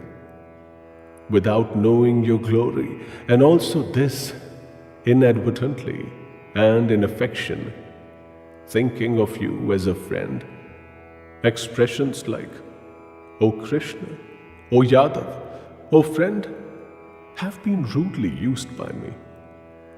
O Achyut, at times of sport, sleeping, sitting or eating, alone or in front of other equals. In jest, you have faced irreverence, and for that, I crave forgiveness from you, whose power is beyond thought. O infinite power, you are the Father, worshipped, teacher, and also the greatest of all movable and immovable objects in the worlds. In the three worlds, there is no one equal to you. Where can there be someone greater than you? O God, for that reason, I prostrate my body and bow before this revered God, and craving your blessings, like a sons by the Father, a friends by a friend, and to lovers by the beloved. Forgive. O God, having seen that which has not been witnessed before, I am delighted. But again, my mind is disturbed by fear. Therefore, show me your earlier form. O Lord of the gods, O abode of the universe, be merciful. I wish to see your earlier form, crowned with a mace and chakra in hand. O thousand-armed one, O universal form, become manifest in your four-armed form. The Lord said, O Arjun, having been pleased with my powers of yoga, I have shown this resplendent, infinite, primeval, and supreme universal form. Apart from you, this has not been seen by anyone before. O great hero of the Kuru lineage, not through the Vedas, yajnas, study, nor through donations, nor even action or severe austerities, can this form of mine be witnessed by anyone other than you in this human world. Be not fearful at witnessing this fierce form of mine. Be not bewildered. Overcoming fear with a happy mind, may you behold that, my earlier form. Sanjay said, having said this, Vasudeva again showed Arjun his natural form. Having again assumed his peaceful form, the great soul assured the scared Arjun. Arjun said, O Janardhan, having seen your peaceful and human form, my mind is now calmed, and I am in control of my senses. I have become normal. The Lord said, the form of mine that you have seen is difficult to witness. The gods themselves are always desirous of seeing this form. Not through the Vedas, nor austerities, nor donations, nor even yajnas is it possible to see me in the form that you have seen me in. O scorcher of foes, O Arjun, it is only through single-minded devotion that this form of mine can be truly known or seen, or it becomes possible to get immersed in me. O Pandav, he who undertakes action for my sake is attached to me, is devoted to me, is detached and without enmity towards all beings, attains me.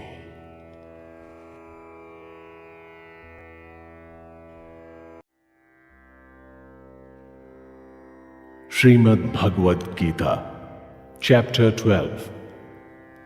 Arjun said, in this way, there are devotees who are always immersed in you and worship you, and there are those who think of the unmanifest and the indestructible.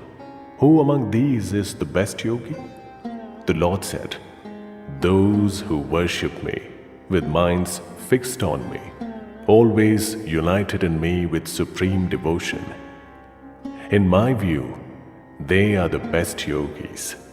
But those who worship the indestructible, indescribable, unmanifest, omnipresent, unthinkable, original, immovable and constant, controlling properly the senses and looking upon everything equally, acting for the welfare of all beings, they only attain me. Those who wish to immerse their minds in the unmanifest find it more difficult, because those who possess bodies attain the goal of the unmanifest with great perseverance. O Parth, those who offer all action to me are devoted to me, and with single-minded yoga meditate on me and worship me with minds rendered unto me. I become swiftly their rescuer from this mortal world that is like an ocean. Establish your mind in me alone. Fix your intellect on me. After that, there is no doubt that you will live with me alone. O Dhananjay, if you cannot steady your mind and fix it on me, then practice yoga and wish to attain me. If you don't succeed in the practice, then do only my deeds. Even if you do acts for my pleasure, you attain liberation. If, however, you are unable to perform these deeds also, then control your mind, give up attachment to the fruits of all action, and seek refuge in the yoga that is mine. Knowledge is superior to practice. Meditation is superior to knowledge. Giving up attachment to the fruits of action is superior to meditation. After renunciation, tranquility is attained. He who has no hatred for all beings, is friendly, and also displays compassion, is without sense of ego, without pride, regards happiness and unhappiness in the same way, and is forgiving, is always satisfied, a yogi, and controlled in mind, firm in resolution, and with mind and intellect immersed in me. Such a devotee of mine is dear to me. He from whom other people are not disturbed, and he who is not disturbed by other people, and he who is free from delight, dissatisfaction, fear and concern, is dear to me. Without desire, pure, enterprising, neutral, without pain, and one who has renounced all fruit, such a devotee is dear to me.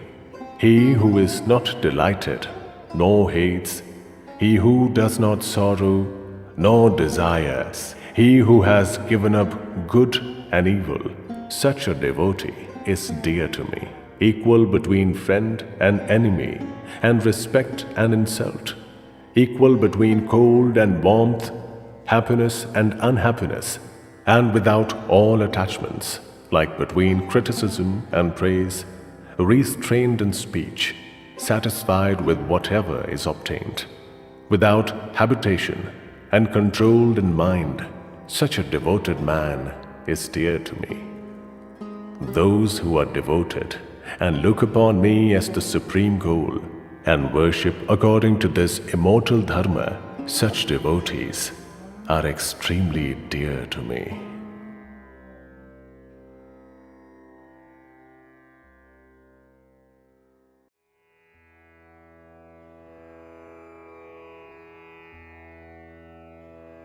Srimad Bhagavad Gita, Chapter 13.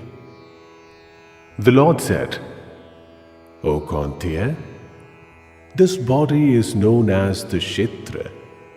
He who knows this is called the Kshetrajna by those who have the knowledge. O descendant of the Bharata lineage, in every field, know me to be the Kshetrajna. My view is that knowledge about Kshetra and Kshetrajna is knowledge.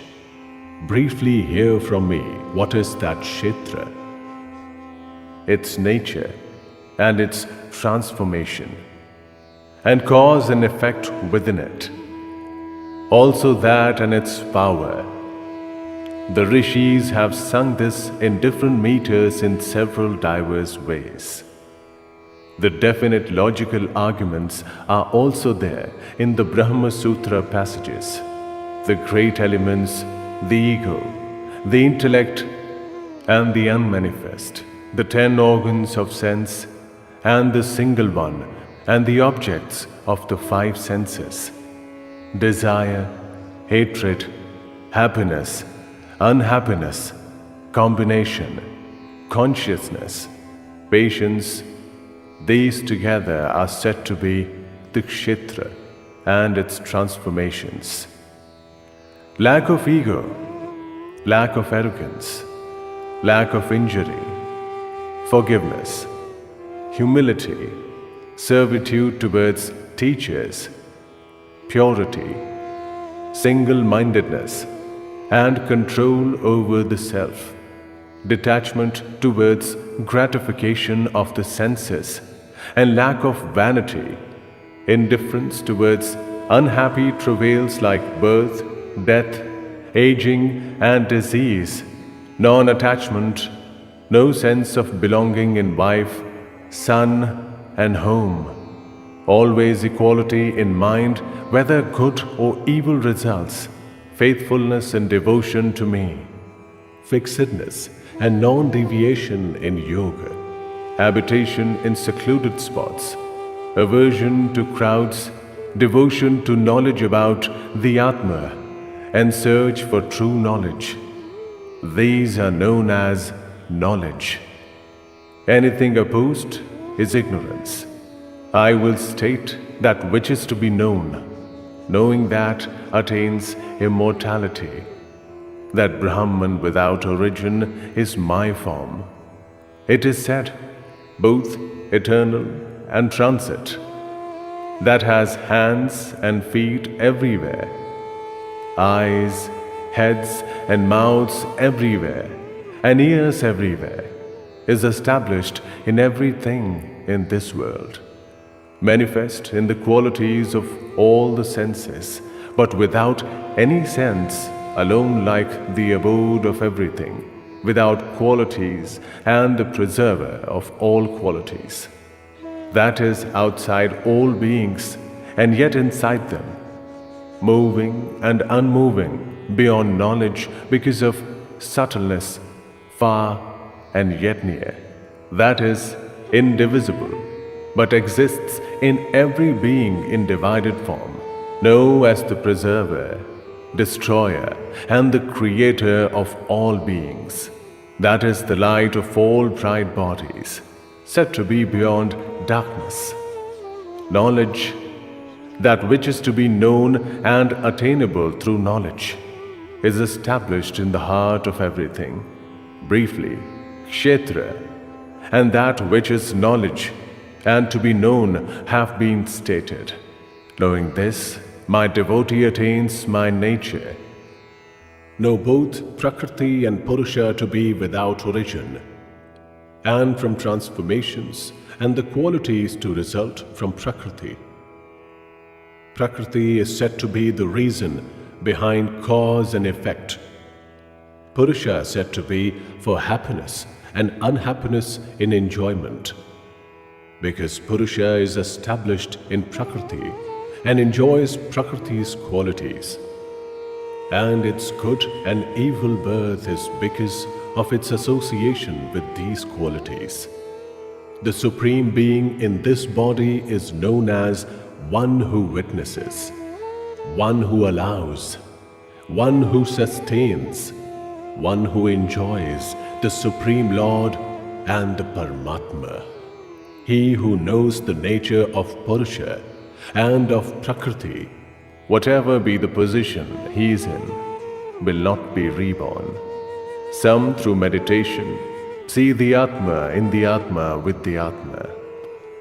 Others use Sankhya Yoga, and still others use Karma Yoga, and others, failing to know, hear from others and worship. Even they who are devoted to hearing transcend death. O best of the Bharata lineage, whatever movable and immovable objects are created, know them to result from the link between Kshetra and Kshetraj. He truly sees who beholds the indestructible Supreme Lord equally in all beings, while everything else is destructible. He who sees the great Lord equally established in everything, he doesn't kill the Atma with the Atma, and therefore attains supreme liberation. He who perceives all action as being performed by Prakriti and the Atma as a non-agent, he truly beholds. When he sees the different aspects of beings as established in one, and also everything manifested from there, he attains the Brahman. O Kantya, because it is without origin and without qualities, this Paramatma is unchanging, and although based in the body, does nothing. It is not attached, as the sky that is everywhere is not attached because of its subtlety. Like that, the Atma is not attached, though it is in every body.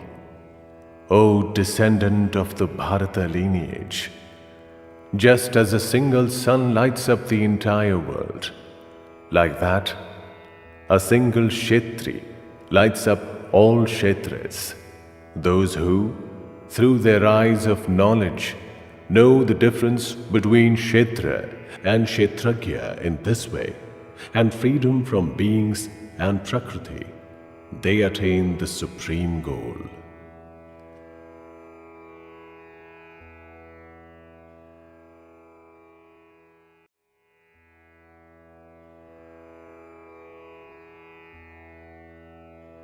Srimad Bhagavad Gita, Chapter 14. The Lord said, I am again starting the excellent and supreme out of all types of knowledge, knowing that all the sages are freed from this and attain supreme liberation, seeking refuge in this knowledge and attaining my true nature. They are not born at the time of creation, nor suffer at the time of destruction. O descendant of the Bharata lineage, the great Brahman is my womb. Into that I place the seed, and from that all the beings are created. O Kantya, the different forms that are created in all wombs, the great Brahman is like their mother, and I am the father who provides the seed. O mighty armed one, the qualities sattva, raja and tama generated from nature bind the indestructible Atma in the body.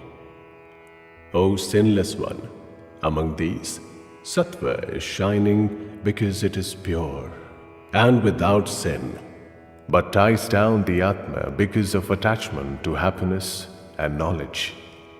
O Kantya, know Raja to be based on desire and the origin of thirst and attachment, that binds the Atma firmly because of attachment to action.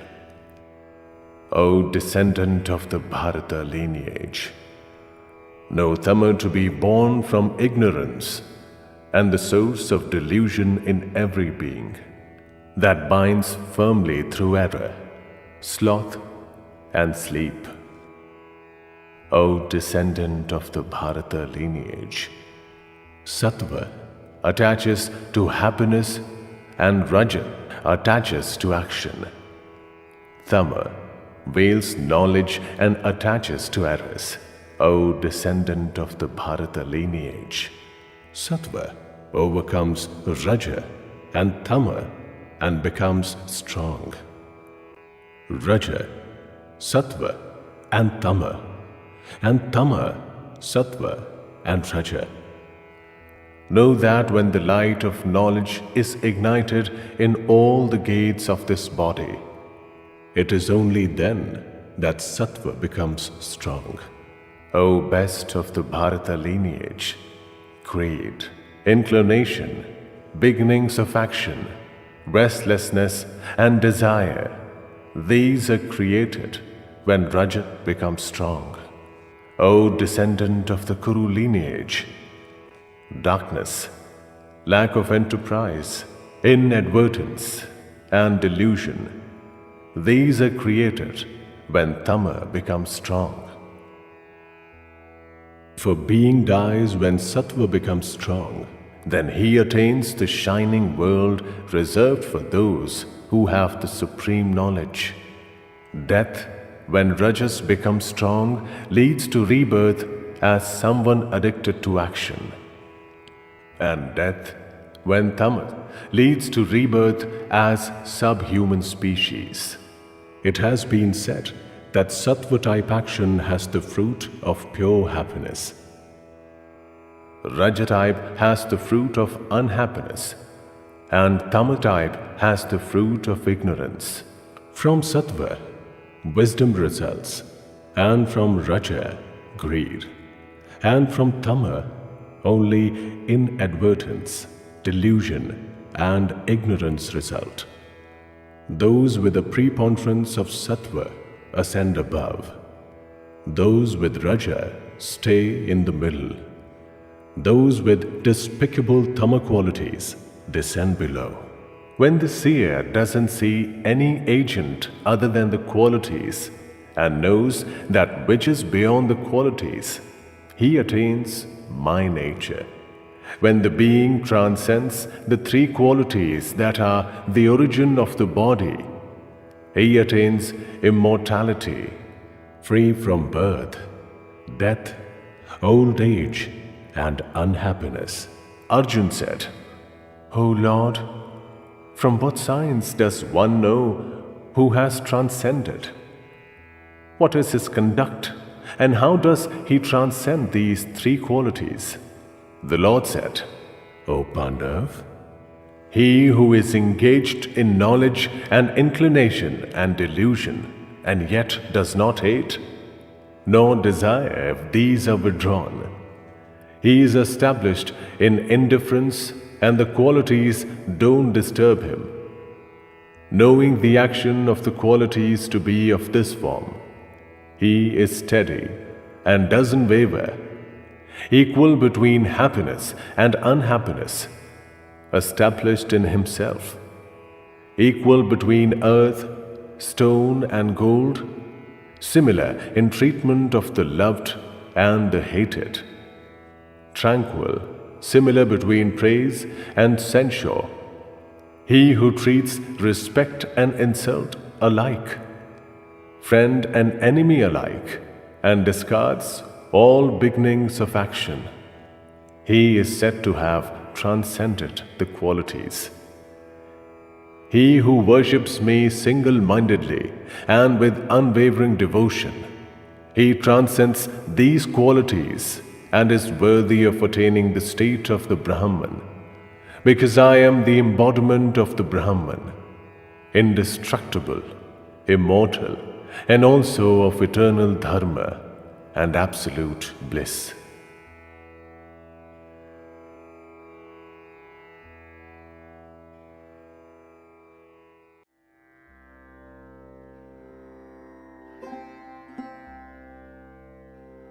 Srimad Bhagavad Gita, Chapter 15. The Lord said, "They say the Ashwatthva tree, the holy fig tree, with the root above and branches below, is indestructible. He who knows that its leaves are the meters knows the truth, specially nurtured by the gunas, with objects as its shoots, its branches extend upwards and downwards. In the world of men, its rootlings stretch downwards, the cause of action. In this form is nor felt, nor the end, nor the beginning, nor even its establishment, slicing the thick root of the Ashwatthva with the weapon of firm detachment. Thereafter, one must seek that goal, the attainment of which means no return, stating, 'I seek refuge in that original being.' Without pride and delusion, having conquered the fault of attachment, constant in the knowledge of the Atma, having restrained desire, freed from the opposites of happiness and unhappiness, the wise go to that indestructible goal. Attaining that, there is no return. The sun cannot light that, nor the moon, nor fire. That is my supreme abode. Indeed, part of my eternal form is established as beings in nature and attracts the mind and six senses to the world of beings. Like the wind carries away fragrance from receptacles, the Lord, when it discards one body and attains another one, takes these with it and leaves. This is established in the ears, the eyes, touch, the tongue, the nose, and also the mind, and enjoys objects. The deluded do not see the establishment and also the enjoyment and progress with the qualities as attributes. Those with eyes of wisdom see this. Careful yogis, established in the Atma, see this. Despite care, those who are not established in the Atma and are without consciousness do not see this. The energy in the sun that lights up the entire world, that in the moon, and that too in the fire, know that energy to be mine. I enter the earth and hold up the beings with my energy. As the watery moon, I nourish all the herbs. I am established in the bodies of beings as the fire of digestion. I mingle with the prana and apana breath and digest the 4 types of food. I am established in the hearts of all beings. I result in memory and knowledge and their lack. Indeed, it is I who am the knowledge of the Vedas and the origin of Vedanta, and I am the knower of the Vedas. The destructible and the indestructible, these 2 Purushas exist in the world. All these beings are destructible. The fixed is known as the indestructible. That apart, there is a Supreme Purusha known as the Paramatma, who enters the 3 worlds and sustains them, the indestructible Lord, because I am beyond destruction and superior even to the indestructible. Therefore, I am known as the Supreme Being in this world and in the Vedas. O descendant of the Bharata lineage, without delusion, he who knows me as the Supreme Being, he is omniscient and worships me in every way. O pure one, O descendant of the Bharata lineage, thus this extremely secret knowledge has been related by me. This understanding leads to knowledge and accomplishment.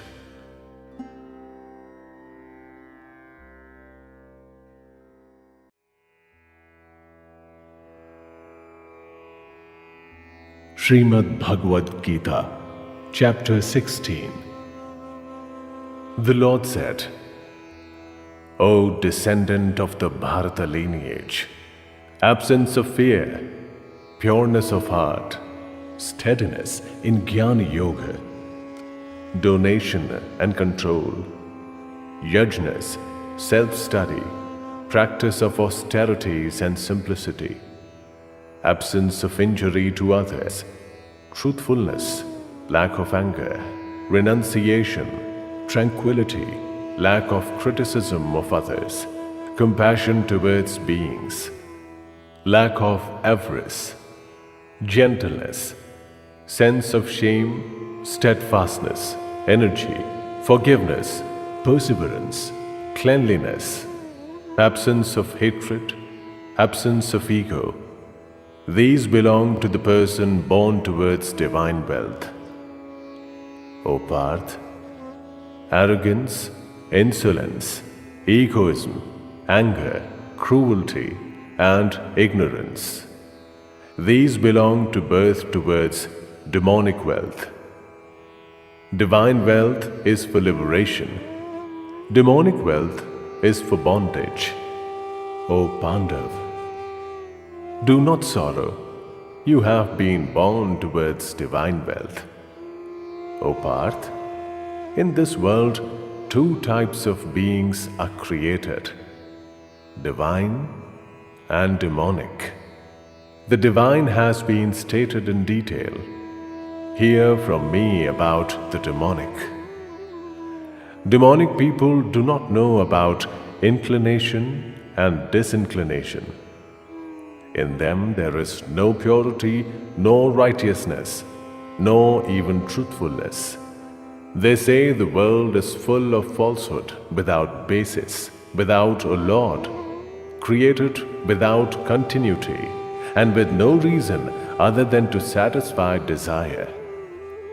Resorting to such views, with distorted minds, little intelligence, and cruel action. They perform evil deeds.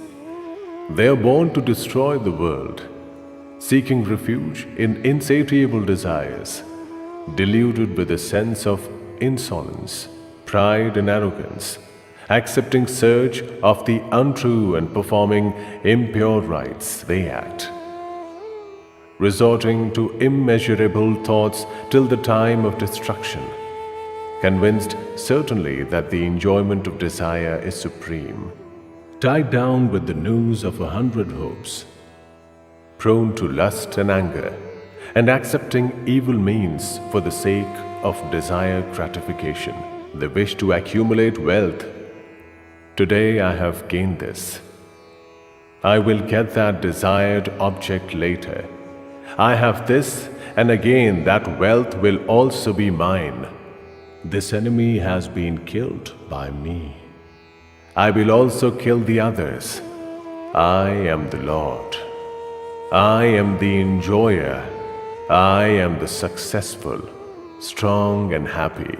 I am wealthy and of noble descent. Who is there equal to me? I will perform yajnas. I will donate. I will pleasure myself. Deluded by ignorance in this way, minds distracted by many thoughts, caught in the net of delusion, addicted to gratification of desires, they are hurled into impure hell, self-glorifying, haughty, proud because of wealth. They insolently perform unsanctioned rites that are yajnas only in name, resorting to vanity, strength, insolence, desire and anger. They hate me in their own bodies and in the bodies of others, and are disfavored. In this world I hurl those hateful, cruel, evil, and worst among men into demonic births several times. O Kontia, from birth to birth, the deluded don't attain me, and obtaining demonic births go down even further. Desire, anger, and avarice. These are the three types of doors to hell and destroyers of the Atma. Give up these three. O Kontia, the man who is freed from these three dark doors and follows that which is good for the Atma, thereafter attains the supreme goal. He who deviates from the prescription of the Shastras and acts as he desires like doing, that person doesn't attain liberation or happiness or the supreme goal. Therefore, in deciding what should be done and what should not be done, the Shastras are your test. In this, get ready to perform action, knowing what the Shastras prescribe.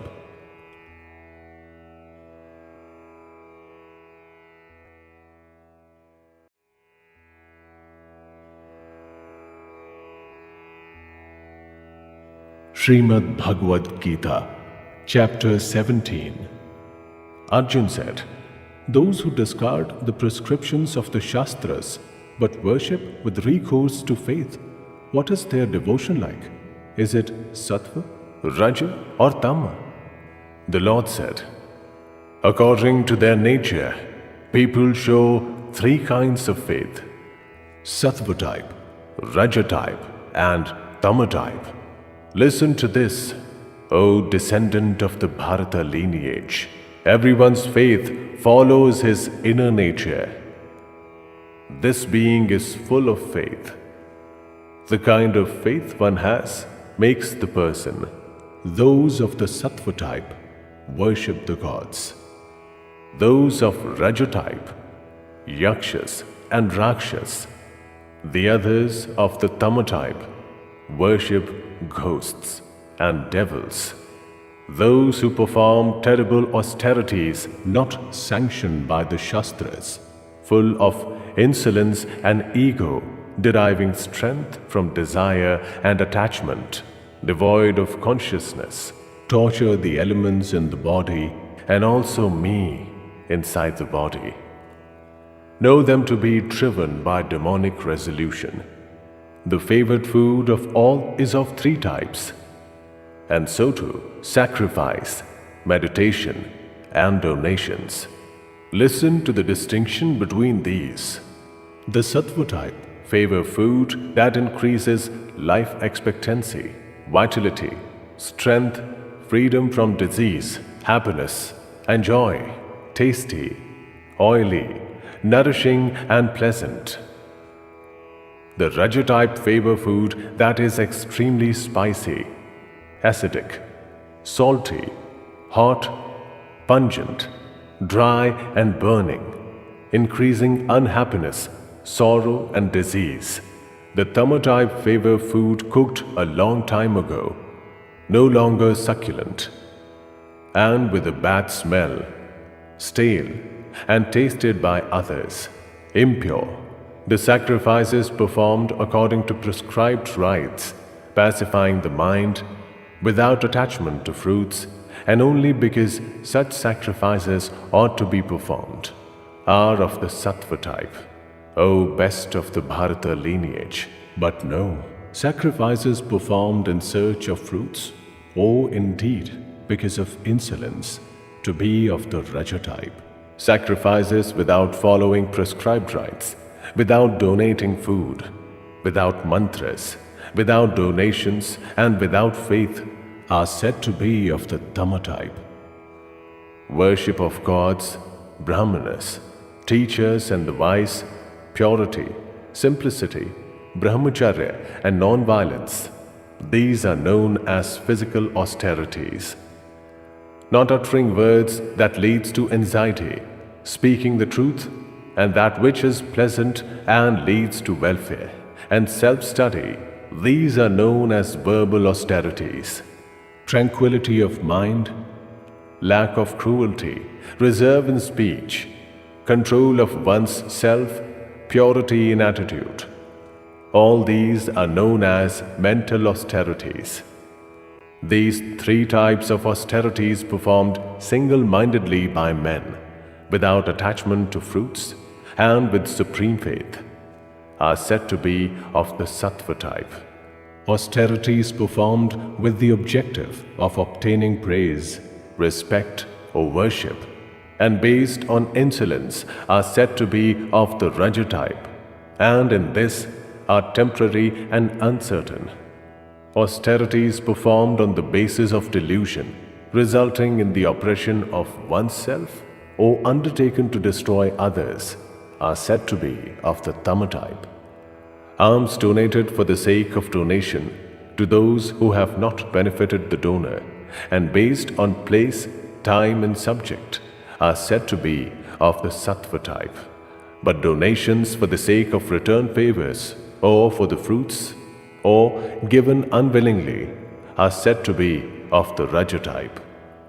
Donations in the wrong place, at the wrong time, and to the wrong subject, given without respect and disdainfully, are said to be of the tama type. Om Tat Sat. In these three ways, the Brahman has been described in the sacred texts. From this, in the past, Brahmanas and the Vedas and Yajnas have been created. Therefore, according to prescribed rites, sacrifices, donations, and austerities by those who are learned in the Brahman are always undertaken after uttering Om.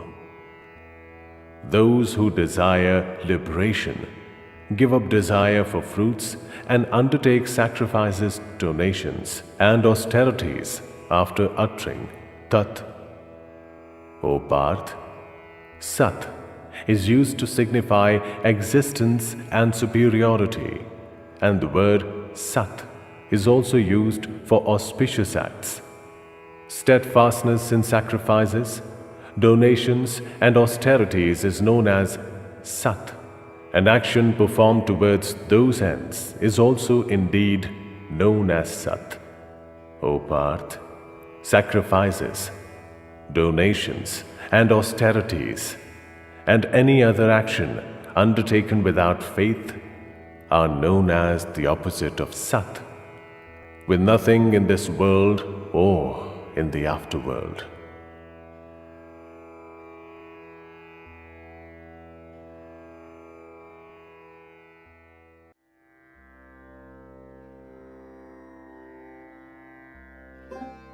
Srimad Bhagavad Gita, Chapter 18. Arjun said, O mighty armed one, O Rishikesh, O slayer of Keshi, I wish to separately understand the essence of renunciation and relinquishing. The Lord said, the wise know the relinquishing of action that satisfies desires as sannyas. The discriminating call the relinquishing of the fruits of all action, tyaga. Some learned people say that all action is associated with evil and should be relinquished. Some others say that action like sacrifices, donations, and austerities should not be relinquished. O Supreme among the Bharata lineage, listen to my decided views about that relinquishing. O Tiger among men, it has been said that relinquishing is of three types: sacrifices, donations, and austerities are not to be relinquished. Those actions certainly have to be performed, because sacrifices, donations, and austerities purify the hearts of the learned. O Parth, but even these actions should be performed through relinquishing attachment and fruits. That is my decided and supreme view. It is not advisable to renounce indicated action. Discarding this through delusion is known as tamatype. He who relinquishes action because action leads to discomfort and requires physical exertion performs rajatype relinquishing. He doesn't receive the fruits from relinquishing. O Arjun, sattva-type relinquishing is known as that where attachment and fruits are relinquished, an action is performed only because it is indicated action. Immersed in the sattva quality, steady in learning and without doubt, the relinquisher doesn't hate disagreeable action and become addicted to agreeable action. He who possesses a body cannot give up action in its entirety, because he relinquishes fruits of action.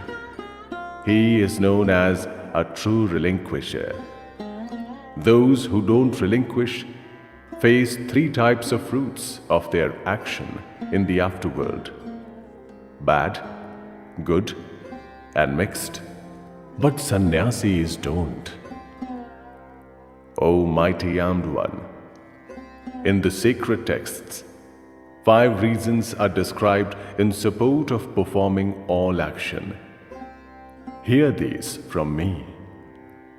The abode and also the agent, different types of instruments and different and various types of endeavor, and the 5th is the divine. Whatever action, appropriate or inappropriate, a man begins through the body, the mind, and speech, is caused by these 5. Although this is the state of affairs, he who thinks of the Absolute Atma as the agent, his intelligence is unrefined, and that ignorant person doesn't see. He who has no sense of ego and whose intelligence is unattached, even if he slays all these people, doesn't really kill and is not tied down. Knowledge, that which can be known, and the knower are the 3 impetuses behind action. The action, the instrument, and the agent form the base for action. According to qualities, Three types of differences in knowledge and action, and the agent are described in Sankhya. Listen properly to that too. That which is in all beings, in differentiated form, sees the undifferentiated and indestructible substance. Know that to be sattva type knowledge. But the knowledge through which one sees in all beings, in differentiated form, differentiated and separate substances, know that to be raja type knowledge. But that which is attached to a single action is illogical, trivial, and without true knowledge. That is known as tama type. Action where fruits have been relinquished without attachment, without love or hate, performed only because it is indicated, is known as sattva type. Again, action undertaken with great difficulty by those with desire for fruits or with a sense of ego is known as raja type. Action begun under delusion, without consideration of consequences, destruction, injury, and one's own capabilities, is known as tama type. An agent who is without attachment, without sense of ego, patient and enthusiastic, equal in attitude towards success and failure, is known as sattva type. An agent who is attached, desirous of fruits of action, avaricious, injurious, impure, and swayed by joy and sorrow, is known as raja type. An agent who is not steady, vulgar, insolent, fraudulent, disrespectful, lazy, despondent, and procrastinating is known as tama type. O Dhananjay, according to quality of intellect and perseverance, there are three types of differences. Listen to what is being said, separately and comprehensively. O Parth, the intellect that knows inclination and disinclination, right action and wrong, fear and freedom from fear, bondage and liberation, is sattva type. O Parth, the intellect through which one does not correctly understand dharma and adharma, and right action and wrong, is raja type. O Parth, the intellect through which one thinks evil action is righteous, and in every way thinks the opposite, shrouded in ignorance, that is tama type. O Parth, the perseverance through which one uses unwavering yoga to focus the functions of the mind, the breath of life and the senses, that perseverance is sattva type. O Parth, O Arjun, the perseverance through which dharma, artha, and karma are sought, and according to the area, fruits desired, is known as raja type. O Parth, the perseverance through which the misguided person doesn't discard dreaming, fear, sorrow, despondency, and ego, is known as tama type. O bull among the Bharata lineage, now hear from me about the three types of happiness, where happiness comes from gradual practice, and there is an end to unhappiness, that which is initially like poison, but at the end like ambrosia, based on the tranquility of one's intellect focused on the Atma. That is known as sattva type. That which comes from association with objects and the senses, and is initially like ambrosia, but at the end like poison. That happiness is said to be raja type. The happiness that at the beginning and at the end binds and dilutes the Atma, and that which is created from sleep, sloth, and inadvertence, is known as tama type. On earth, in heaven, and even among the gods. There doesn't exist anything that is free from these three qualities generated from nature. O scorcher of foes! The actions of Brahmins, Kshatriyas, Vaishyas, and also Shudras are separately segregated in accordance with qualities that result from their natures. Control over the mind, control over the senses, meditation, purity, forgiveness, simplicity, knowledge, self-realization, and indeed faith are natural actions for Brahmins. Valor, bravery, perseverance, dexterity, willingness to fight, generosity, and capacity to rule are natural actions for Kshatriyas. Agriculture, preservation of cattle, and trade are natural actions for Vaishyas. Servitude is natural action for Shudras.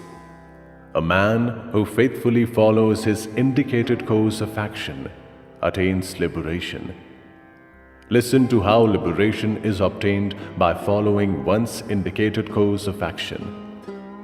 Through his own action, man obtains liberation by worshipping him who is the origin of beings and their endeavor, and him who pervades all this.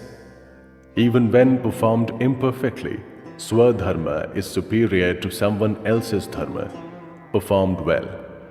Sin does not result if one's natural action is undertaken. O Kantiya, natural action should not be discarded, even if it is tainted. Because all action is tainted, just as fire is shrouded by smoke. He who is detached everywhere has conquered his Atma, has overcome desire through sannyasa, attains the supreme liberation of freedom from action. O Kantiya, learn briefly from me how one who has attained liberation attains the Brahman. That is the supreme form of knowledge, united with pure intellect, controlling the Atma with perseverance, discarding objects like sound and renouncing love and aversion, inhabiting a secluded place, eating little, restraining speech, body, and the mind, constantly practicing meditation, seeking refuge in renouncement, discarding ego, power, insolence, desire, anger, and possessions, tranquil and without ego, he is fit for merging with the Brahman. Tranquil in merging with the Brahman, such a person does not sorrow and does not desire. Looking upon every being equally, he attains supreme devotion towards me. Through devotion, he comprehends my true nature, who I am and my different forms. Then, after knowing my true nature, enters.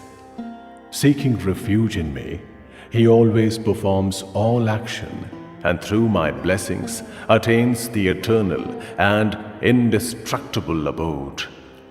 Through the mind, offering up all action to me, devoted to me and seeking refuge in Buddhi Yoga, always immerse your mind in me. With mind immersed in me, with my blessings, you will overcome all difficulties. But if, through a sense of ego, you don't listen to me, you will be destroyed. Through a sense of ego, you are thinking that you will not fight. But this resolution is false. Nature will compel you. O Kantiya, whatever you don't wish to do because of delusion, you will have to undertake in spite of that, because you are tied down by your natural duty. O Arjun, the Lord is established in the hearts of all beings, and through Maya makes all beings whirl, as if they are mounted on machines. O descendant of the Bharata lineage, In every way, seek refuge in Him alone. Through His blessings, you will attain supreme tranquility and the eternal abode. I have explained to you this knowledge, which is the most secret of all secrets. Having examined it completely, do what you wish to do. Listen yet again to my supreme words, the most secret of all secrets. You are my dearly beloved. Therefore, I am telling you what is good for you. Immerse your mind only in me. Be devoted to me, worship me, bow in obeisance before me. I am pledging that you will attain me, because you are my beloved. Discard all dharmas and seek refuge only in me. I will free you from all sins. Do not sorrow. You should not state this to those who do not meditate, or are devoid of devotion, or do not wish to hear, nor to those who show me disrespect. There is no doubt that he who explains this most secret knowledge to my devotees displays supreme devotion towards me and will attain me alone. Among men, there is no one who does greater service to me.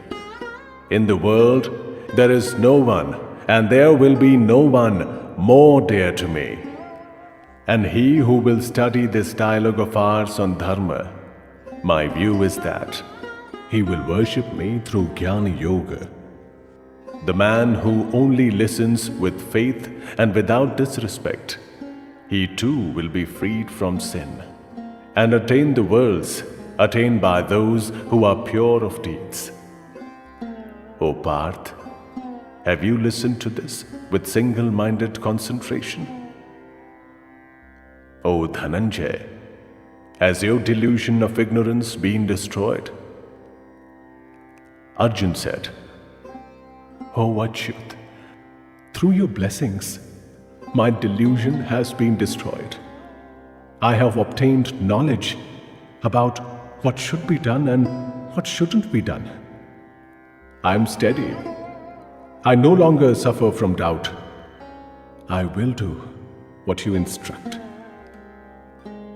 Sanjay said, I have thus heard this wonderful and thrilling dialogue between the great souls Vasudev and Parth. Through the blessings of Vyas, I have heard the supreme and secret yoga directly from Krishna, the Lord of all yoga, when he stated it. O King, remembering again and again this sacred and wonderful dialogue between Keshav and Arjun, I have repeatedly been exhilarated. O King, remembering that extremely wonderful universal form of Hari, I am greatly amazed and repeatedly exhilarated. Wherever there is Krishna, the Lord of Yoga, and Arjun, the wielder of the bow, exist prosperity, victory, increase in wealth, and sound policy. That is my conviction.